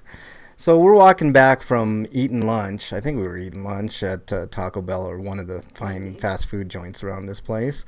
And we're walking back, and I'm not thinking anything too major. We're just walking, and all of a sudden I feel like Bernie's arm like kind of real quickly wisp past my arm, and I was like, what the hell was that? And I look over, and no Bernie, and I'm like. And I look down, and Bernie's on the ground. And I'm like, the first thing I'm like, are you okay? And then the second thing that came out of my mouth is like, what the hell is going on? Like, what the hell just happened? And she like totally, like there was some water. And I guess it was kind of like slimy, kind of like, scum water or something. But she totally slipped and fell. And I'm like, did you just fall down? And she was laughing. And I was like, yeah, she fell down. So that was my first heist-capade. The second one, and I just saw this today, guys, but I'm going to put it up on the, let's see if I can put it up on the screen for the people that are in chat here. Hang on one second. I'm doing that right now. The title to this is Cat Rex Video Game Stream by Barfing So Hard It Breaks a Computer. So yeah, I don't want to get too far into it, but that's another heist-capade. Like when your cat barfs too much onto your computer and destroys your computer while you're streaming, that's definitely a heist-capade. So I thought I'd bring that up. If you guys want to read about it, I will put it in chat, and maybe I'll put it in the You're going to have to start putting, like, wires around your computer when not in use so the cat can't get near it. Yeah, exactly. Or, like, electric wire, like, An invisible fence for cats or something. Freak 5 is exiled. He says that I'm too old to carry a license. So, yeah, you're exiled, you son of a bitch. Let's see. Wyland says he turned it down. Does he mean that, like, you're too old and feeble to physically carry a license? Either way, you're exiled as well, Breakman, you son of a bitch. Okay. But, Frank's so old he patented the Flintstones cars. you're exiled too, you son of a bitch. Go ahead, pile on. That's just how it goes on this show. But yeah, no, I thought that was real funny. A cat like barfing so much on a computer that it broke it. So let's move on. Was the cat okay though? Yeah, the cat's fine, man. I mean, come on. That sounds like a lot of barfing. Yeah. All right, let's move on to everybody's favorite segment. What is it? Stinko of the week. All right, Breakman, you're up. You're Stinko of the week. I've got a few. Uh-oh. I'll go ahead and come up with the first one. One of our absolute favorites passed away this week. Yeah, I was going to mention that, but I knew you would Breakman, so. Yeah, a guy that we have mentioned many, many times on this show, Rutger Hauer died. It's pretty sad. Yeah, I think fairly young, 75 years old. I was just talking about about how he did and maybe this is the reason why. Maybe he was sick during the voiceovers of Observer. And I think I even mentioned that it sounded like he kind of phoned it in on Observer. But it's sad to hear, man. One of the great iconic actors of our time. One of my favorite movies, The Hitcher, for sure. Lady Hawk. I don't know if too many people remember That's Lady a great Hawk. movie. It's a great movie. Blind Fury, my favorite. Blind movie. Fury is one of the greatest, man. That I was going to mention Blind Fury. Sad to hear the passing of Rutger Hauer, man. What an immense talent. And of course, Blade Runner. How could we forget Blade Runner? One of the greatest I villains. mentioned it before. Like the first time I saw Blade Runner, I was really bored with the movie until that speech at the end. Yes. Like he gave that just amazing speech, and it was like, that's so like sad. Yeah. And he saved Harrison Ford because basically he just wanted to be remembered. Yeah, and at that point I had to watch the movie again. Yeah, the movie is great, man. It is a slow burn. It's not what the commercials made it out to be, like some action juggernaut. But Blade Runner was partially great in fact because of Rutger Hauer's performance, and I don't think he gets I enough, think it was enough because credit. I think it was solely because of his performance, and Freak says Blade Runner sucks. Well, I can see that because it isn't what a lot of people were expecting. Yeah, no, Freak 5 is definitely wrong. Blade Runner is one of the greatest science fiction epics of all time, and I think you should take another look at it, Freak. It's a master class in movie making. I think it's really, really good. And you're exiled, by the way. He says, I'm so old I had to submit a paternity test to prove I wasn't Adam's father. How dare you, Freak 5? How dare you? But Blade Runner was great. Blade Runner was great. Blind Fury is an underrated movie, in my opinion. I love Blind Fury. Yeah, Blind Fury is great. I don't know. Blade Runner is great, and you're right. That speech that he gave at the end, and if people remember his character correctly, like Rutger Hauer gave a certain gravitas to that character. You know, of course he was a quote unquote bad guy, but his only thing is he wanted to outlive his programming. I mean, if you and with that speech at the end, basically, like, you know, if I die now and you die, like, will I be remembered? Well, does my life matter? Right. Did anything that I've done matter? You know, nobody's going to remember me. You know, I forgot another one, Hobo with the Shotgun. That's another great Right, movie. Lady Hawk. Bernie says that was one of her favorites growing up, and she says that she forgot he was in Lady Hawk. There's been so many good movies there was a one where I can't remember if he was a sniper, but he was some sort of military guy, and that was a great movie too. What the fuck am I thinking of? I get the feeling that everybody that plays Xehanort in Kingdom Hearts dies because, let's see, Leonard Nimoy did Xehanort until Kingdom Hearts 3 because he was dead for years already at this point, and then now Rutger Hauer is dead. Yeah. Dungeon says, I haven't watched a lot of stuff with Hauer in it, but when a movie came out that sounded what interesting. the hell is the Solar Babies? I know I've had seen him in it. I was like sold. Yeah.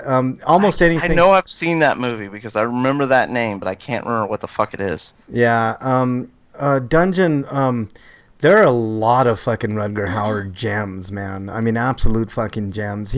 There was a movie he did, and it wasn't a great movie, but his performance was good. He was Dracula in the movie at one point, and I know he did Buffy the Vampire Slayer. I think he was Dracula in that too, but he added a gravitas that almost any other actor could not pull off. Solar Babies.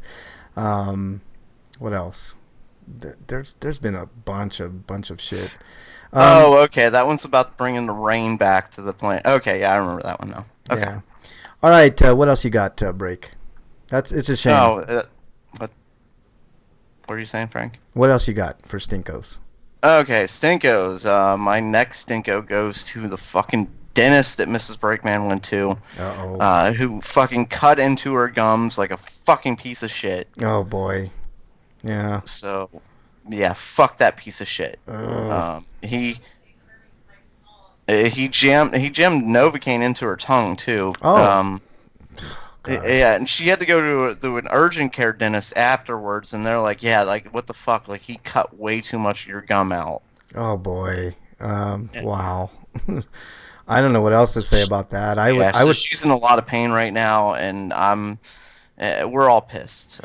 Yeah, you might want to sued talk to a them for lawyer on that. malpractice. Might want to talk to a lawyer on that, Mrs. Brakeman, because that's some shady bullshit, man. If it didn't need to happen, it didn't need to happen. Also, putting Novocaine in your tongue is extremely dangerous because you could easily swallow it. I don't know if people knew that, but yeah, that's shitty. What else you got, Break? And yeah, they're talking about solar babies in chat. I remember hating that movie. I'll tell you that. But like the roller, it was roller skating and bringing rain back to the planet. Yeah, I remember not liking that. Anyway, my last stinko goes to, the same fucking person I keep giving a stinko to repeatedly and repeatedly and repeatedly. In the last 2 weeks, Donald Trump has he said. Send her back to her country. Or has it been 3 weeks now? And it's only been 2 weeks. 2 weeks. Send her back to her country.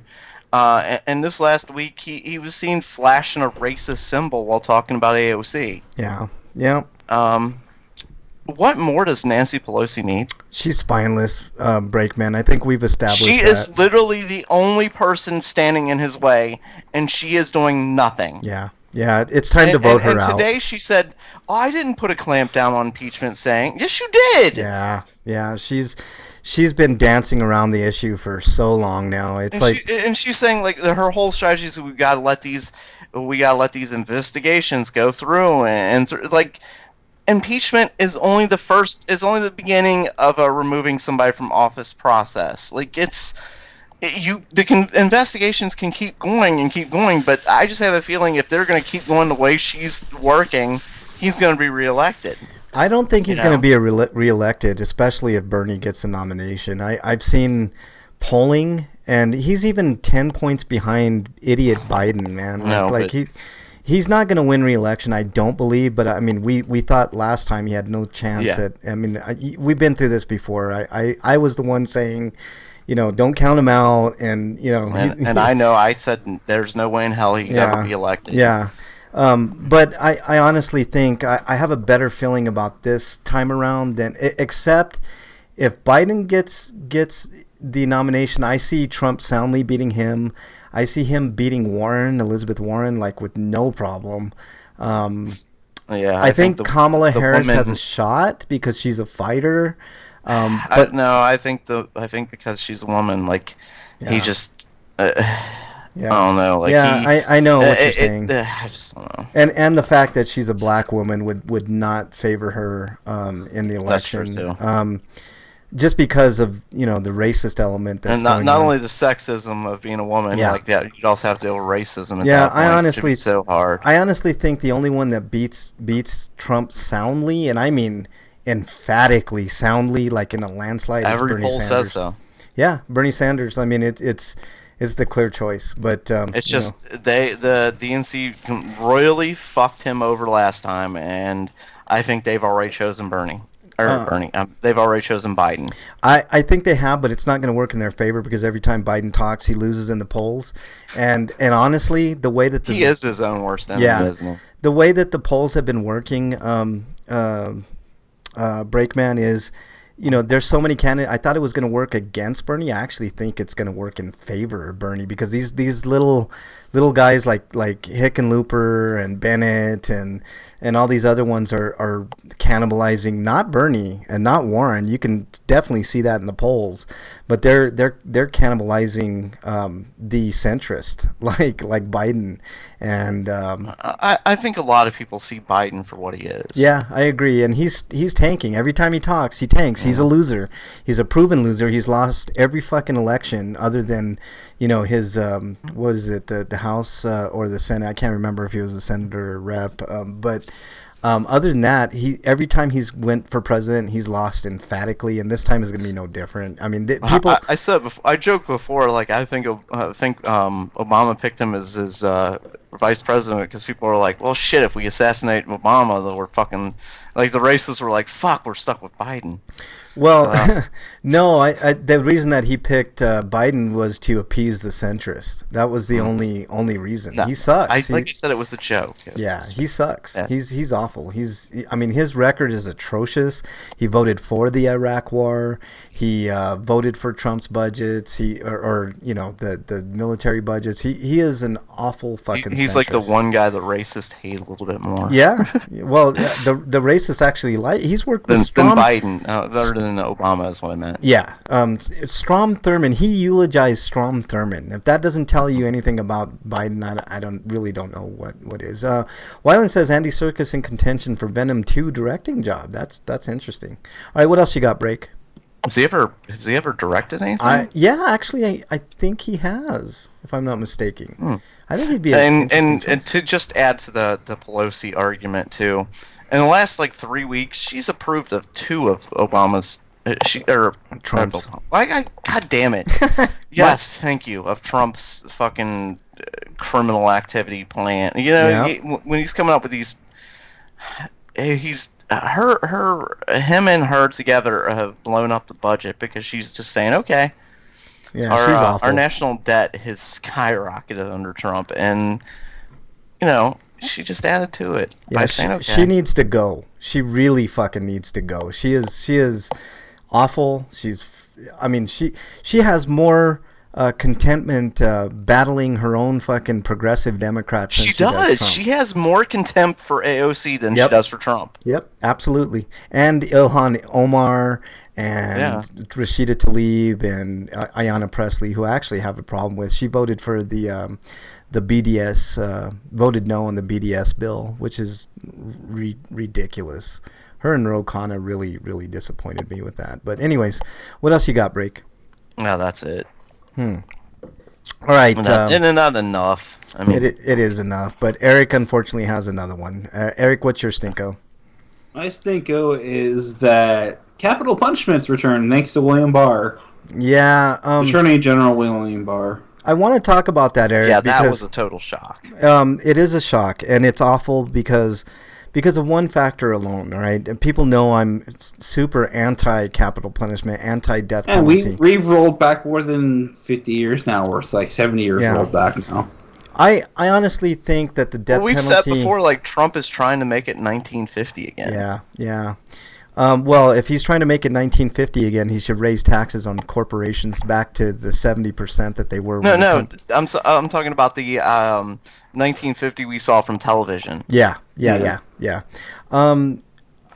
There's one specific reason that I am not in favor of the death penalty by far. I know we've talked about it. I think you and I have debated it on this show before, Breakman, but and I agree that there are pieces of shit that sometimes you feel don't deserve to live. But the problem, but at the same time, honestly, if they were to be killed, that'd be the easy way out for them. They need to suffer, right? Like Jeffrey Epstein, like the whole thing went on with him this week, where he might have faked his. I think honestly, like it was staged by him to get out of that, because he's fighting to get out on bail right now. Yeah, and I think this was a whole scam by him. Well, he has enough money that he could have made something like that happen, no question. I was listening to that and I read the details, and I'm like, fuck, man, this is Kingpin from the season 3 of Daredevil. Totally paying somebody off because he's got the money. So he gets transferred out of this horrible situation and gets put into one that he prefers. Yeah, the reason I'm anti-death penalty is one very important moral reason. If you put to death one innocent person, that's too much. And we can avoid the whole situation and not still... to mention that it's racist and it's mostly directed at black people. It is. Black and brown people get the death penalty way more disproportionately than white people, which is another... Here's the thing, I think you're on the wrong end of the stick. I mean, pedophiles are pedophiles. They're not pederasts. Right. Pederasts are the ones that actually commit the crimes. Well, okay. I just say child molesters to sum it up. Even in that case, I don't think the death penalty is right because if those people need help. Yeah, and here's They're the thing. ill. Well, not even that, Eric. We shouldn't kill people for Look, mental illness. well, But at that point, if they've done damage, they've destroyed children's lives. Yeah, basically. I'm not saying they shouldn't get punished. Just yeah, not the death penalty. right. Not the death penalty. The death penalty is the wrong way. I used to be very, very pro death penalty. Like you'd hear of a woman getting raped and killed, or a kid getting raped and killed, and then of course your gut is like, that person doesn't deserve the same air as anybody else. But the problem is and a good example of this, and it ties into Trump too, is the Central Park Five, which I wish I had their names in front of me, because I hate referring to them as the Central Park Five, because they were just 5 black people, but makes them sound like a gang, which is... I thought it was 4 black people and 1 Latino. No, Central Park Five. It was all 5 black. Yeah, okay, all 5 I'm were sorry. black. I thought it was 1 Latino for some reason. No, but here's the problem. They were innocent, right? And if we didn't have a death penalty, it wouldn't even be in the conversation of these people almost died because of the death penalty. You know what I'm saying? And then you had racist people, idiots like Trump, asking for the death penalty for these 5 innocent, people. I can't morally think it's right to have the death penalty and to pull that lever, whether it's electric chair or the quote unquote humane way of like drugs, of killing a person. It's not right. It's not right for that person to do it, and it's not right for us to do that to someone else. And beside the fact that there have been actual innocent people that have been killed, it's too much for my conscience. I hate it. The death penalty should just go away. Period. It's even if we thought it did. We thought it did, right? But it's not right, and it's morally imperative that we just get rid of it. Period. Like I know the arguments. If you're a child murderer, or your crime was egregious, you raped and killed an old lady, or you raped and killed a man, or whatever the fuck it is. I understand those arguments, but you know what? There's no solace for the victims. Time and time again, victims have said, it brings me no solace that this happens, and they've advocated for the opposite. Life in prison is probably the right way to go. Death penalty is just, to me, it's unconscionable, and anybody with a moral compass that thinks about it would probably come to the same conclusion, that one innocent person dying via this method is not worth the death penalty. All right, and then real quickly, my stink of the week. My real estate agent is a douchebag. I'm just going to put it that way. He sent me a paper to sign, and it ended up costing me like $3,000 because he reduced the price of the house with that paper. And right after I signed it, I looked at it and I'm like, this is a shady, because he told me all it was just an amendment to do something else, and it ended up costing me $3,000. So real estate people are douchebags, and that's what I'm gonna say. Plus the fact that it's one of my ex's relatives. So that's why it's so expensive. Yeah, exactly. All right, so let's move on to our sweetos. Dude, what does my tattoo say? Sweet! Sweeto of the week. All right, sweetos of the week. Breakman, you have a sweeto? I just opened this a new thing of beer here, a new 12-pack, and on the box it said you can win some free stuff, and I just won a T-shirt. Oh, nice, man. Sweet. That's a nice sweeto, man. It pays to drink beer, is what you're saying, Breakman. Yes, I get free T-shirts. So I need to go out and buy this beer and try to get my own free T-shirt. Yeah, I need more T-shirts. Yeah, what kind of beer? What kind of beer is it, Breakman? Mad Tree. Mad Tree. Okay, there you go. I don't think I. Local. Okay. Okay. I'll have to find my own local one that's doing it, something like that. Yeah. All right, Eric, you're up. Did you have a sweeto? I didn't see one in the doc. No. All right. Not really. Mine is kind of tied into my stinko. I'm finally selling my townhome. So Yay. Yeah, so I might be able to get my own place by the end of the year, which is, man, is that a long time coming? So that's really cool, and I'm super happy. Long time. Yeah, it's dragged on way too long. I completely forgot. I completely forgotten about it. Yeah, I know, man. It's been like what 4 years in the making, man. It's been a while. I mean, I've been divorced now for a while, but yeah, man. So finally, I'll have some money. I believe August 6th. No, August 9th is my quote unquote closing. So I should have a good chunk of change to I forgot. Like, start my life what's anew. the difference between a townhome and what you're getting, or what you want to get? Townhome is like a shared walled, like you have a row of townhomes. That's what it is. It's like a house that's in a row of homes. So you have no. Kind of like my apartment. Yeah, but not. But it is a house. It's Yeah, just it's a they're house. so close together. Yeah. The good thing is I never hurt any of my neighbors because the walls were so thick. They were like cinder block thick, So you never hurt anything. But It's closer to a condo than an apartment, if you want to compare it. yeah. So basically, what I want to do is get a container house, which is basically the size of a big trailer, but much more sturdy and not, doesn't lose value like a trailer. Like if you buy a trailer, you lose a lot of value, and you own it, and you don't have to pay, like if you get your own land.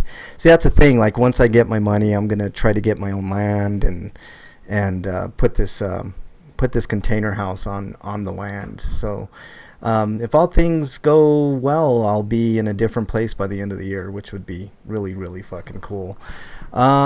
So Freak 5 has a sweeto. He says yesterday he got to work and his boss asked him to work in a co-worker's aisle. He wanted to leave early and was still doing his earlier work, ignoring the fact that he's lazy and Thursday is his day off, but he comes in every Thursday anyways. If he wanted to leave early, he just didn't have to come in.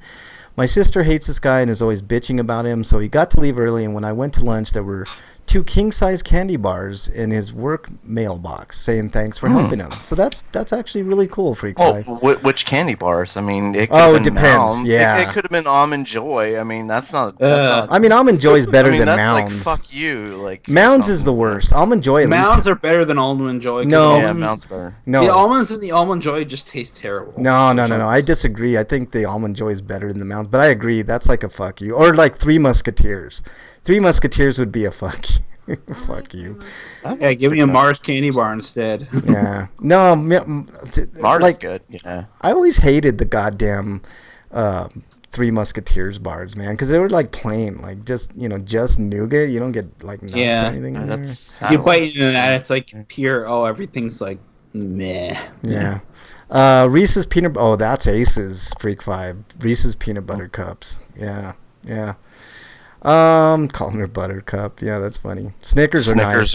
Yeah. I mean, if you're going with candy bars, I mean, Snickers is can't like go. Yeah, you can't go. Wrong with that. The Butterfinger peanut butter cups are gross, though. They're just. They are super not. gross. How dare you? You're exiled. You son of a No, bitch. they're terrible. No, I'll they are never be- not. They are the greatest thing ever, man. I like Butterfinger, but it always gets like caught in your mouth. Yeah. I like Butterfinger too. Well, the new formula doesn't do that as much, though. Yeah, it's still the you know what's really good is the Butterfinger cups. Those are fucking excellent, man. No, I they're dig those. fucking terrible. I tell No, you. you're not. They're good. All right. You have some odd taste buds, Frank. No, I just have good taste, is what you should have said, Eric. The peanut butter doesn't taste like peanut butter. It tastes like taffy, but like it's got a little bit of butt taste on it. How dare you? That's implying you know what butt taste, Eric. So No, I know what it smells like though, and your tastes are basically smells. No, it doesn't smell like ass. How dare you, Eric? You know what? You're getting another exile. How does it feel? This is the first Frank time you've likes ever led in smell. exiles, Eric. You son of a bitch. He likes eating buttercups that taste like butt. How dare you? Buttercups. Butter cups. Anyways, Dungeon says I tried I like the new Butterfinger. It's great. Dungeon. Dungeon says I tried Butterfinger bars, and I'll just give it to Frank next time. Wyland says new Butterfinger sucks. That's not true, man. It's all right. They tend to not like get like frozen solid hard when they're cold easily, so they're nice and crispy. Yeah. I like Kit the Kats. air crispiness. Kit Kats are really tasty, man. I can't disagree with that. Coffee M&Ms are good. I like the. I want to try the Anybody chili like ones. Heath Bar? Yeah. Brakeman told Eric what butt tastes like. Well, if it's a clean butt, it really doesn't taste like anything. Just saying. Oh yeah, because you are the ass eating expert on the show, right? You can pour some what was it? Syrup on it, like some chocolate or Maple. Reese's peanut butter cup Klondikes. Those are pretty good. Yeah, but if you don't pour anything on the ass and it tastes like anything other than just skin, ass. you might want to go to a doctor and get some killers. All right, let's move on. I got a really cool free for all for everybody. It's a free for all. Little baby. Yeah, it's a free for all. Wow. Suck it. Before we get into free for all, I know I said free for all, but I didn't get to say what I was playing. I've been playing Bloodborne, aka throw my controller against the wall, just to let everybody know. Because how many have you broken? I'm working on 3, Breakman. So yeah, Bloodborne is fucking hard as fucking balls, man.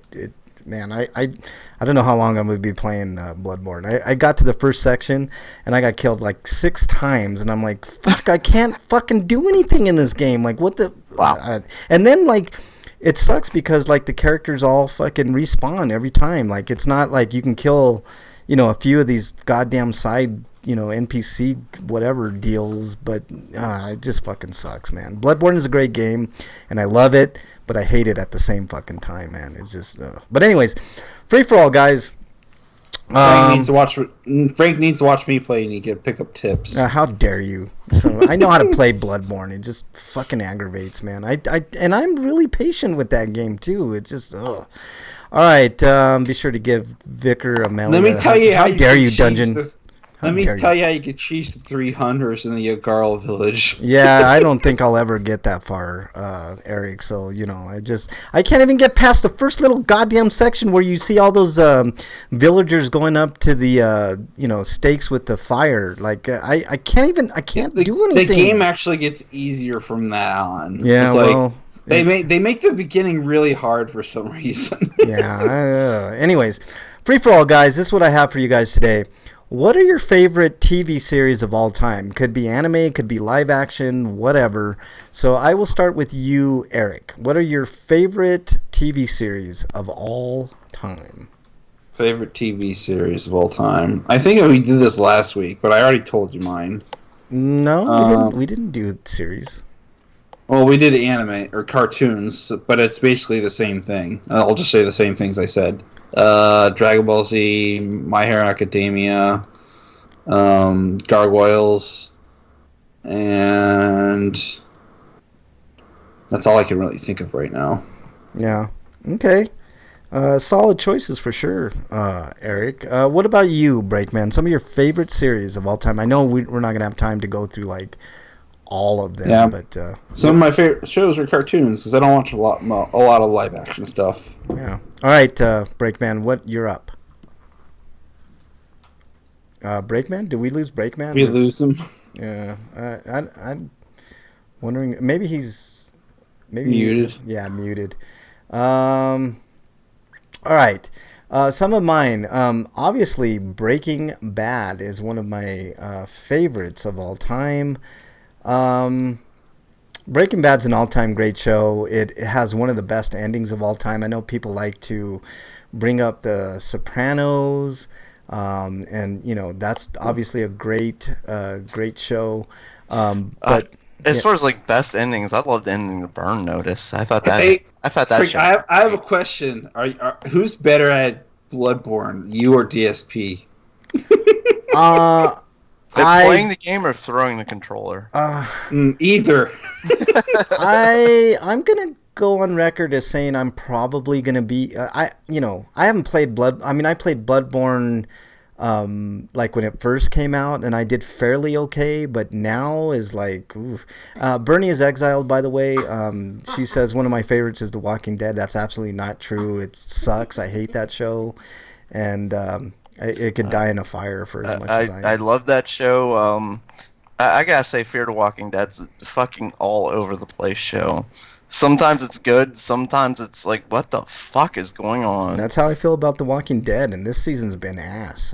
Well, in this season of Fear the Walking Dead, they were dealing with irradiated zombies, which apparently you can just put a tarp up and you're protected from the radiation and stuff like that. There was a beer balloon that people were flying in. Wow. At one point. You mean a blimp? A beer blimp? Oh, it wasn't a blimp. Like the hot air balloons. Yeah. It was a hot air balloon. Beer balloon.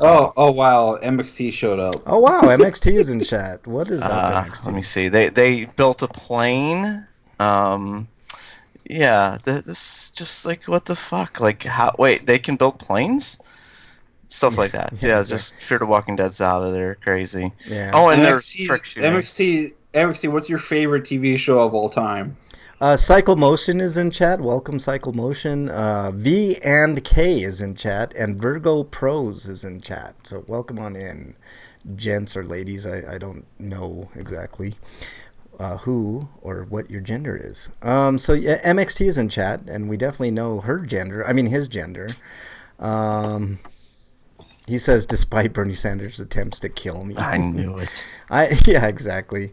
Dungeon Buster tackles MXT into the Spanish announcers table, so that's awesome. So, anyways, sweet. Did you powerbomb him after you tackled him? Like pick him up and then bash him with their monitors and stuff like that? Like, yeah, exactly. Just make sure you hold your hands up if you're gonna do the old chair bashing thing. Yeah.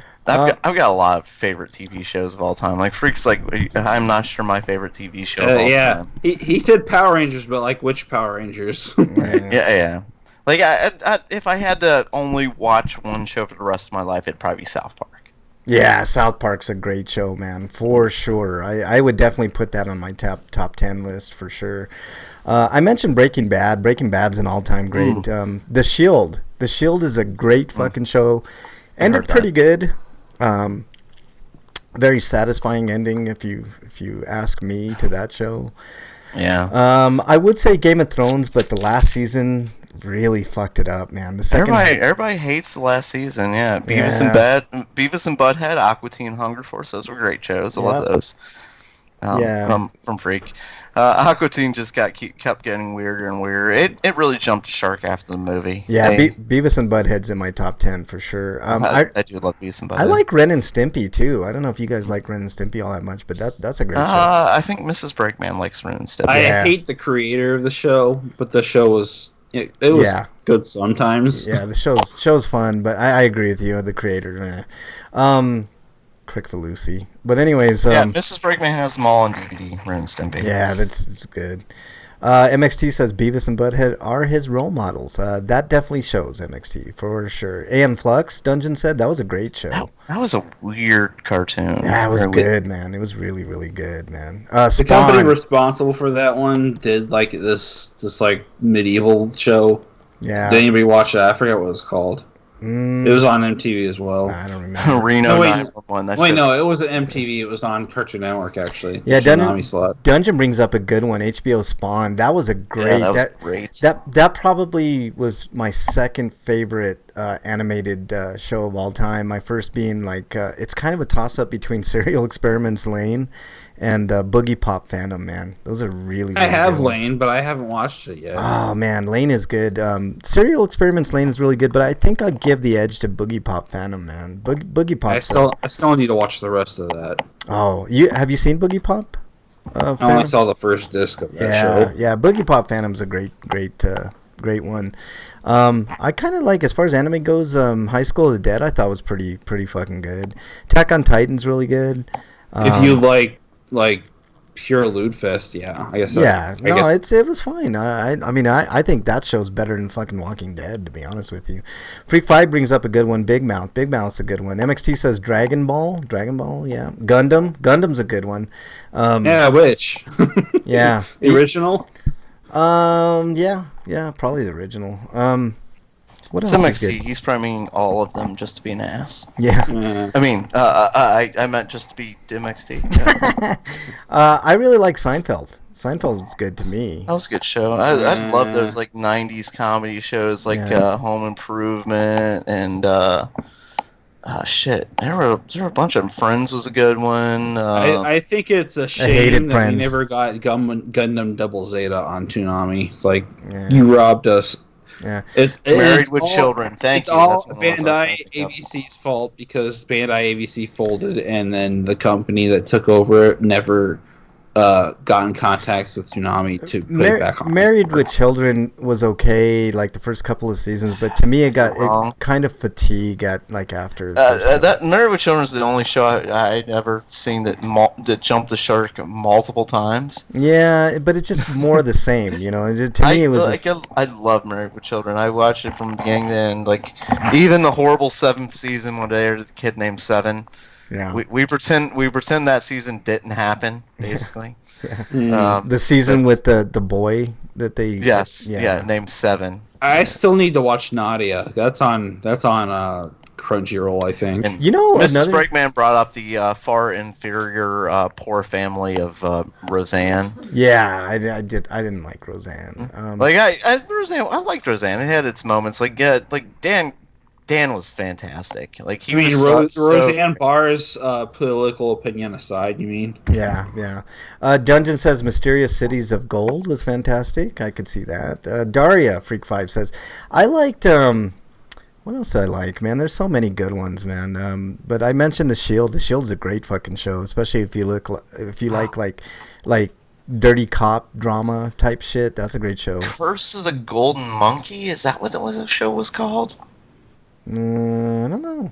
Oh, it was basically what Tailspin was based on. Yeah. Nadia is good up to the point when it drags out with so much filler. When you get to the island part, prepare to die a little inside. Nadia is such a great intro. TV show where Bobcat voiced a stuffed rabbit. I can't remember that name of that show. I didn't care for it that much. What was that? Let's see. I'm trying to think, man. There's so many good ones, man. I liked like for miniseries, I like V quite a bit. V was really good. Shows my age a little bit there. It had Freddy Krueger in it too, which was cool. Star Wars: The Clone Wars, MXT brings up. I love that show. I hear that a lot. I tried watching like part of the first season. I just got bored and I didn't. I need to watch Tales of the Golden Monkey. That's what it was called. Yeah. I need to watch the Clone Wars before it gets shuffled off of Netflix. Yeah. I really liked what I saw of The Handmaid's Tale was really fucking good. Bates Motel is really good. Another really, really good horror TV series was is American Horror Story. If you guys haven't seen that, I think it's really good. It's unique every season, but they all tie in. It's really cool. Freak 5 brings up Friday the 13th TV series. I hated that TV series. I would not bring that show up. Yes. Yeah, Tales from the Crypt. That's a good one. Tales from the Crypt. I've heard that Americans is a great show. Americans, I heard, is really good. I need to watch the Americans. Spartacus. I wish it was Russian, says MXT. Yeah, Spartacus. See, Wyland says season 1 of Clone Wars is rough to watch, but I've heard that from a lot of people. Like I liked it, but the problem with season 1 and season 2 is most of the stories aren't that connected, and they're not very long form. Yeah. But from season 3, kind of Ahsoka grows up a little. She gets older, and the story kind of matures, and a lot of the story, and a lot of the things they do. For instance, like there's a beheading and stuff like that, and they do a lot more mature stuff. Yeah. There's season 1. Let's see. Freak 5 says all of the CW shows. From what I've seen, CW hits it out of the park with their shows for sure. Yeah. Another one of those shows that Legends of Tomorrow. Skip the first season, start with the second season. Yeah, I heard that. I tried watching the first season of Legends, and it was it's hard, like because it's one of those seasons where it's one of those shows where they're trying to throw everything at the wall and see what kind of sticks and stuff like that. Where the second season's where they really kind of find what their flow is, and then the third season's great, but the second season's like. Yeah. How can we understand now? We made mistakes. We're sorry. I would be remiss if I didn't say Daredevil. Daredevil's a fucking great Yeah. series, man. It's a shame that went away. I hope they bring it back on Disney Plus, man. They Yeah. I mean, also Luke Cage. Luke Cage was a fucking. I think Luke Cage is one of the most underrated series. There's gonna be a man. War Machine show on Disney Plus. Yeah, they need to bring back all those other ones though, like Punisher and Daredevil. Oh, Punisher's another one I loved. Yeah. Yeah, they could skip Iron Fist. I didn't care for Iron Fist. They all that definitely much. skipped Jessica Jones. Like I'm skipping the last season of that. Buffy the Vampire Slayer is a great show. Also Firefly, even though it only got one season, that's a great. That was a great show and a great movie too. But with Buffy basically that was one of those shows where kind of lost its edge once they graduated from high school. I think the show just like ugh. Yeah, I know it did drag a little bit for sure. What else? Oh, Cowboy I can't Bebop. wait for the Clone Wars to return. Says Violent. Yeah. Let's see. What was I going to say? Oh, Cowboy Bebop. I don't know if you guys have ever seen Cowboy Bebop, but Cowboy Bebop. No, nobody's ever seen Cowboy Bebop. Man, is that a good fucking show, man? It was only the second most influential Japanese anime to like actually affect the Japanese culture. Yeah, it's really fucking good. I love all those the space westerns that came out in 1998. That one, Trigun, and Trigun, Outlaw Star. Yeah, Outlaw Star is a show for bros. I have to agree with somebody I know on Twitter. It has not aged as gracefully as Cowboy Bebop has by a wide margin. Dungeon Buster, you're very close to getting an exile, but I'll let you pass because you said you haven't watched it yet. So you better get on that, man. And the movie is really fantastic.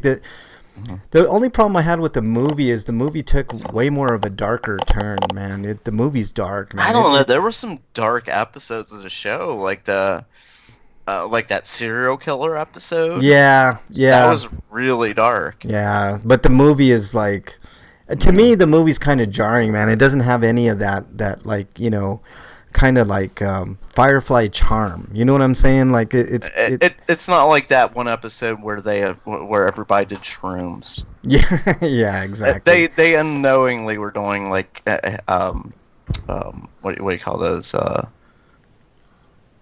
What kind of shrooms? Like what is that word? Well, I don't know. Psychedelic. Psychedelic mushrooms. Jesus Christ.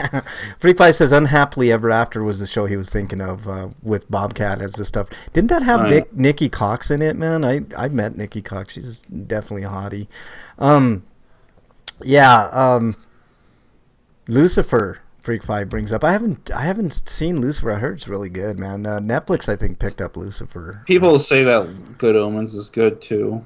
Yeah, Good Omens. I heard good things about. I have not seen that yet, but people were up in arms. It's another one of those Amazon shows. Like I want to see that. I want to see. I really want to see The Boys. Like that. The previews for The Boys look fucking awesome. Handmaid's Tale is really good but I think that's Hulu. That's Hulu. Yeah, that's Hulu. Yeah, I've got Hulu. I could do that. Yeah, Handmaid's Tale. At least the first two seasons. I haven't seen the third, but and I haven't seen most of the second. But the first part of the second season are really good. It's kind of a slow burn build up show, but it's kind of a dystopian. It's pretty relevant to today, man. The way that women are treated, and I like it quite a bit, man. It's a really good show. Another one the only one on Hulu that I've watched is the Marvel Runaways. Yeah. It was all right, but you can tell it's like geared towards like a younger audience. Yeah. But it has like if you've watched TV shows, it has like a few of like recognizable actors on it and stuff like that. Yeah, a good watch is always Lupin the Third. Hey, there's that guy from Buffy and stuff like that. Yeah. There's something. Oh, the Wolf Creek series is actually really fucking good. I was really surprised. If you guys haven't checked that out, that's on Shudder, but I think you can get it on different services. But Wolf Creek season 1 is actually really fantastic, man. It has the same antagonist. How dare you, Freak Five? We're going with all these newer shows. Let me go back a while. Let's go with some older stuff. Yeah, what you got for older stuff? Fall Guy. Oh yeah, Fall Guy, man. Well, yeah, of course. Love the Fall Guy. Like back in the '80s, like there were two guys that like they were like my heroes. Like $1 Billion Man. Yeah, him like Kurt Sievers and what was that? What was his bionic name? Oh, yeah. We're Man. just about over. Roger or something. God, shit, what was his name? Wyland says he's still peeved that the Sarah Connor Chronicles got canceled because of Terminator Salvation. Yeah, Sarah Connor Chronicles was really good. And I gotta say, like, Lee Majors showing up in Ash vs. Evil Dead, which is another fucking that's a fantastic show. great show, man. I'm glad you brought that up, man. Ash vs. Evil Dead. I really wish somebody would have picked that show up like Netflix, man. It would have been a perfect transition over to Netflix. Yeah, but I kind of get the idea that that Bruce Campbell's he's getting kind of old for the physical comedy. Like I get the idea it's kind of wearing on his body. He does. He still wants to do it, man. Like I know. Well, he said he said he's retired from being Ash. Yeah, but he's and the way he said it kind of makes me think that it's like. Yeah, like I can see that. Like I was talking to Bernie about this break, man, and I think if they backed up the Brink truck like they did for Ash vs. Evil Dead, he'd do it again, man. He would do it again. Well, I mean, who wouldn't at that point? But like he's getting older, you know. Yeah, it was so good, man. That show was so good. There was an episode, I can't remember. I think it was season 2.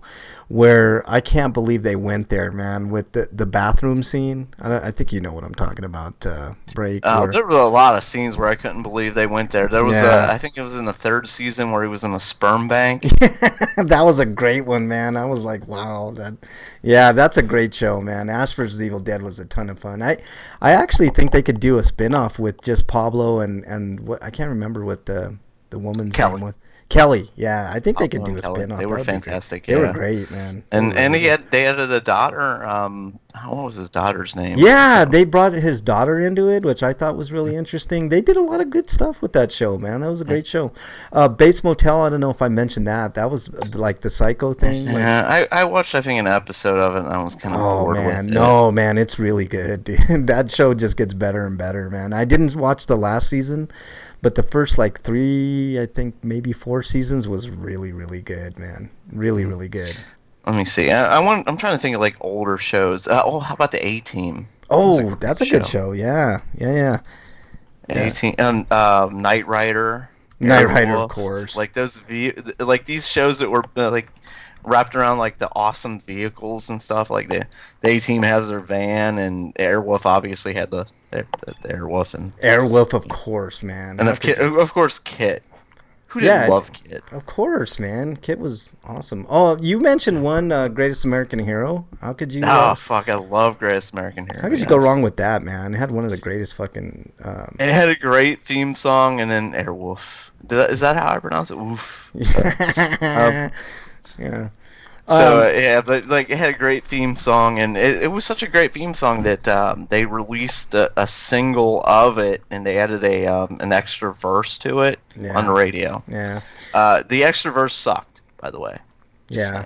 The Simpsons, I know that the latter seasons of The Simpsons really, really fucking suck, but you can't take away from the greatness that was probably the first 7 seasons of The Simpsons. Star Trek, the original series. And was great. if you say Simpsons, I have to say Futurama. It never gets enough love. I love Futurama. Yeah, Futurama's great too. No question about that. Like I every season of Futurama, I think personally I prefer that to the Simpsons. Or what about the Twilight new Zone? show that they did was pretty good. What's that? Unenchanted or something like that. I forget what it's on Netflix. It's actually Disenchanted. Disenchanted, yeah. It starts slow, but it got pretty good. Twilight Zone. How could I forget Twilight Zone, man? That's a great one. And X-Files was a great show too, man. We're running up. Yeah. Next Generation. We got a few minutes, man. I know you probably are hungry and stuff. What else? The Office is really good. I Love Lucy. If you want to go old school, I Love Lucy was a great show. Dexter was pretty good, except for like the last season really fucking sucked. Okay, let me think of shows that were going on before I was born that were good. Laughing. That was a funny ass show. Andy Griffith Show, of course. That's a great show. That's a great show, man. How dare you? I like Bewitched. Bewitched is good. Yeah, Bewitched. And what was I Dream? Like I said, Frank and Break are old. How dare you? We're talking about shows that were on before we were born right now. Yeah, Bear Run. And they already said I love Mr. it. Ed, Parks and Rec, The Office, Freak 5 says. Yeah. I'm trying to think of like the good shows that were on before we were born, because there were some just Battlestar Galactica, Addams Battlestar Family. Galactica. This isn't a show that was on before I was born, but I need to get to watching seasons 2 and she 3 said all of Which one? Stranger Things. Oh, Stranger Things, so good. Things. God, why didn't I even think of that? I was thinking about it earlier today. That's such a great show. Stranger Things is so fucking good. Freak 5 is exiled, so he's now tied with anybody watch the new Twilight Zone yet? It is good, man. It's really fucking good. Jordan Where is Peele, that? Where can you watch that? CBS what was All this Access. other one? The Outer Limits. That was a good show too. Outer Limits was good. It's on PBS. Night Gallery was good. If you like Twilight Zone, Night Gallery is kind of in that. How about Bob Newhart? You guys ever watched Bob Newhart? Probably no. No. Well, that had one of the best endings ever. Not the first show, but his second show. Yeah. Where it turned out to be a great where everything turned out to be just a dream. Yeah. And that show, I didn't watch it often, but it did have one of the best jokes ever. This is my brother Daryl and my other brother Daryl. Yeah. Monsters, of course. Apparently, apparently, Wayland did not like Stranger Things. How could you not like Stranger Things, Wyland, man? I thought it was good, man. Like, they did really good with that, with character development in that show, man. Night really Court, yes. 24. Yes, Dungeon Buster, yes. 24 was a great fucking show until like the last season or so. But 24 had its ups and its downs. Like, some seasons were fantastic, other seasons are like, why is this going on? 24 is the Perfect reason Strangers why. is another great show. Family Matters and A Step by Step. Those were all the. I blame 24 for the reason that Keith Sutherland was picked for the voice of Snake in MGS5 and contributed nothing to the role. What about Beverly Hillbillies? That's kind of a polarizing one. Hillbillies, yeah, that's a good one. Quantum Leap, MacGyver. How about that? I said Quantum Leap before. Quantum Leap is one of my all-time favorite shows and has one of the worst fucking endings I've ever seen. I need to seriously watch Star Trek New Generation, but from the episodes I saw when I was a child, it was pretty good. Next Generation. Sanford and Son is one of the greatest shows of all time, and I'll fight anybody that says otherwise, man. That's a funny ass show. Oh god, that show's so fucking good. Have I told you like my experience the first time I watched the Sanford and Son first? Maybe it was like the first few times I watched it. Like I saw the later seasons first, where his son had already moved on. So I thought the fat white guy was his son. I think we need to end on that note, Breakman. That is. I can't remember that guy's name, but I thought that was his son for a long time. He adopted a white guy as a son. Well, I don't know if he adopted him or not. Like I was young. I just assumed that was his son. That's awesome, man. I didn't see it as a race thing at all. Like it was just, oh well, that must be his son because that's the other guy. That's fucking awesome, man. I love it. All right, on that note, we do have to end, man. We're way over time, but let's do our plugs. Let's go with Breakman. Your plugs, please. You can follow me at break_man on Twitter and at RPGrinders on Twitter, where you can ask your Dear Breakman questions.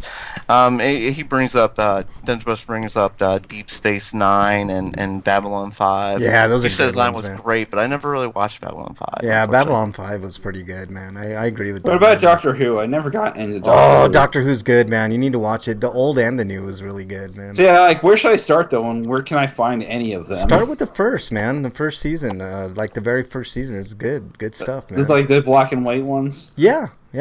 The first season's kind of a little obtuse, but after, I think, season 2, you'll get... Are they all on Netflix? I'm not sure, man. Or is like the bulk of it on Netflix? Yeah, I'm not sure. Eric, you need to get... Who knows? Like, it's kind of weird when you... why they have, like, certain seasons on, like, Netflix and Hulu. Like, I forget what show I went to watch, and it was like, well, they don't have the first and second season of this? What the fuck? Mm-hmm. Eric, you need to get Cody. If you can't find a service, to watch shows, man, Cody's the best way to go. Just get a VPN, man. Prison Break was a good show.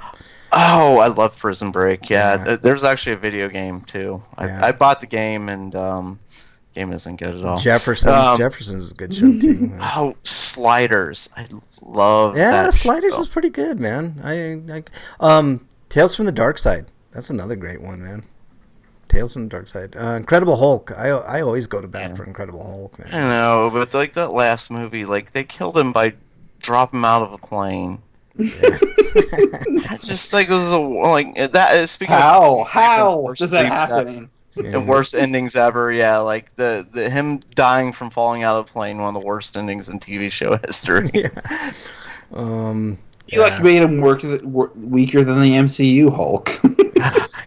Miami Vice had some good seasons, man. There was a bunch of shit, but there was some good seasons of Miami Vice. All right, that's about it. I mean, I don't understand if he like slipped out of the Hulk in the mid-fall, but not. Yeah, like he turned to Bruce and landed and he died because he was Bruce Banner. Yeah, no.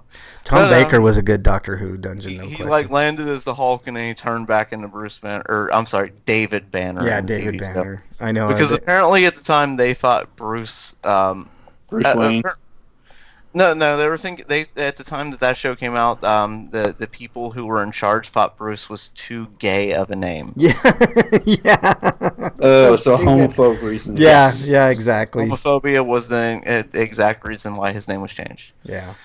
All right. Even though there was a TV show with Batman where he was Bruce Wayne, that was Yeah, exactly. 20 years Batman the before animated. that, Batman the Yeah, animated which is like actually pretty gay in retrospect. Yeah. Batman the animated series was at least that was that's what I read and that's what I saw as far as all the research that I did. Anyway. Heroes was good up until the last fucking season. But all right, Breakman, your plugs, please. Oh, V. Did we say V? I said V a Yes. long time ago. Yeah, You yeah, did? yeah. I'm sorry. Yeah, How dare I? I'm yeah. sorry. How dare you? I didn't I'm care for season 4 of the animated series that much. Batman animated is such a good show. It's Like really there good. was, and there was a lot of like towards the later episodes. Gargoyles is another great show. Again, like a lot of these cartoons. I think Eric mentioned started Gargoyles. going way off the tracks. Like the last season of Ninja Turtles, Shredder wasn't even in it. Yeah. You know?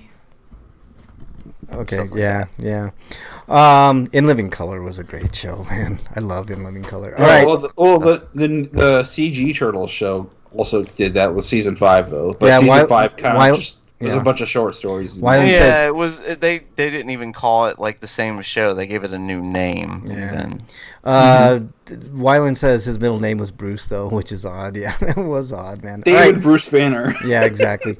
All right, Breakman, your plugs, please. We need to get out of here. I already did my plugs. Oh, you did? Okay, Eric, your plugs.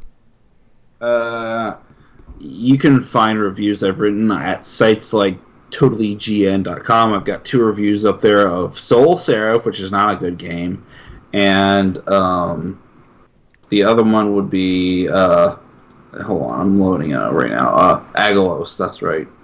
I wanted to do more this week, but I just been in a funk, and it's been hard to actually come up with things to write.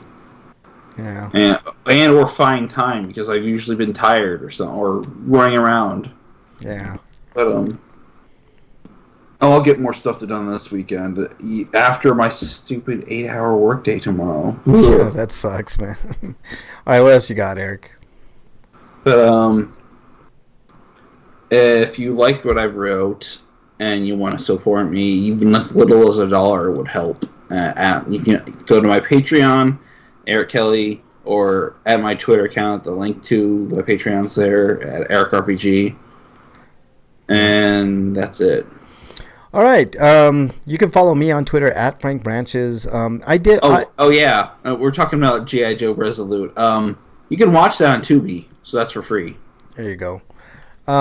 You could actually catch me on another podcast I did called Hill of Roses. It was a political podcast that we had a lot of fun. We talked about how we can go forward with an ethical economy. So it was an interesting 4-person format, and I think you guys would be very interested in listening to it. There was a lot of good ideas on the show.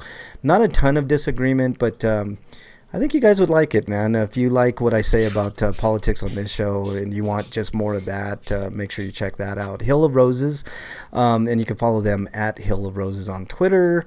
I thought it was a really good show, man. It's I don't know. It was just good. You can also catch me on any of the consoles, RPGrinders.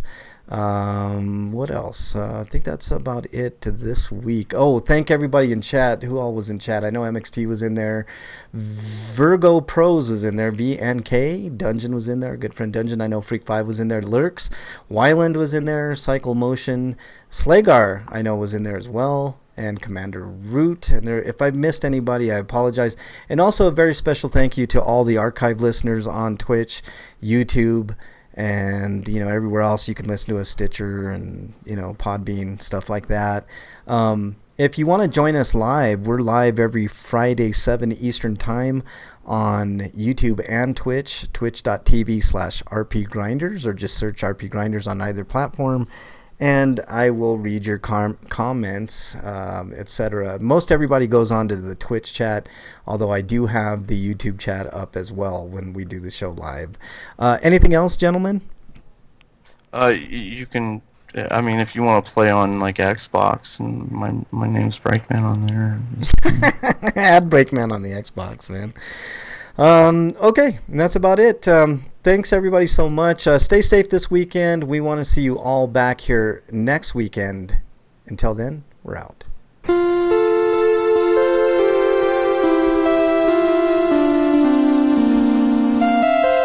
Cowell.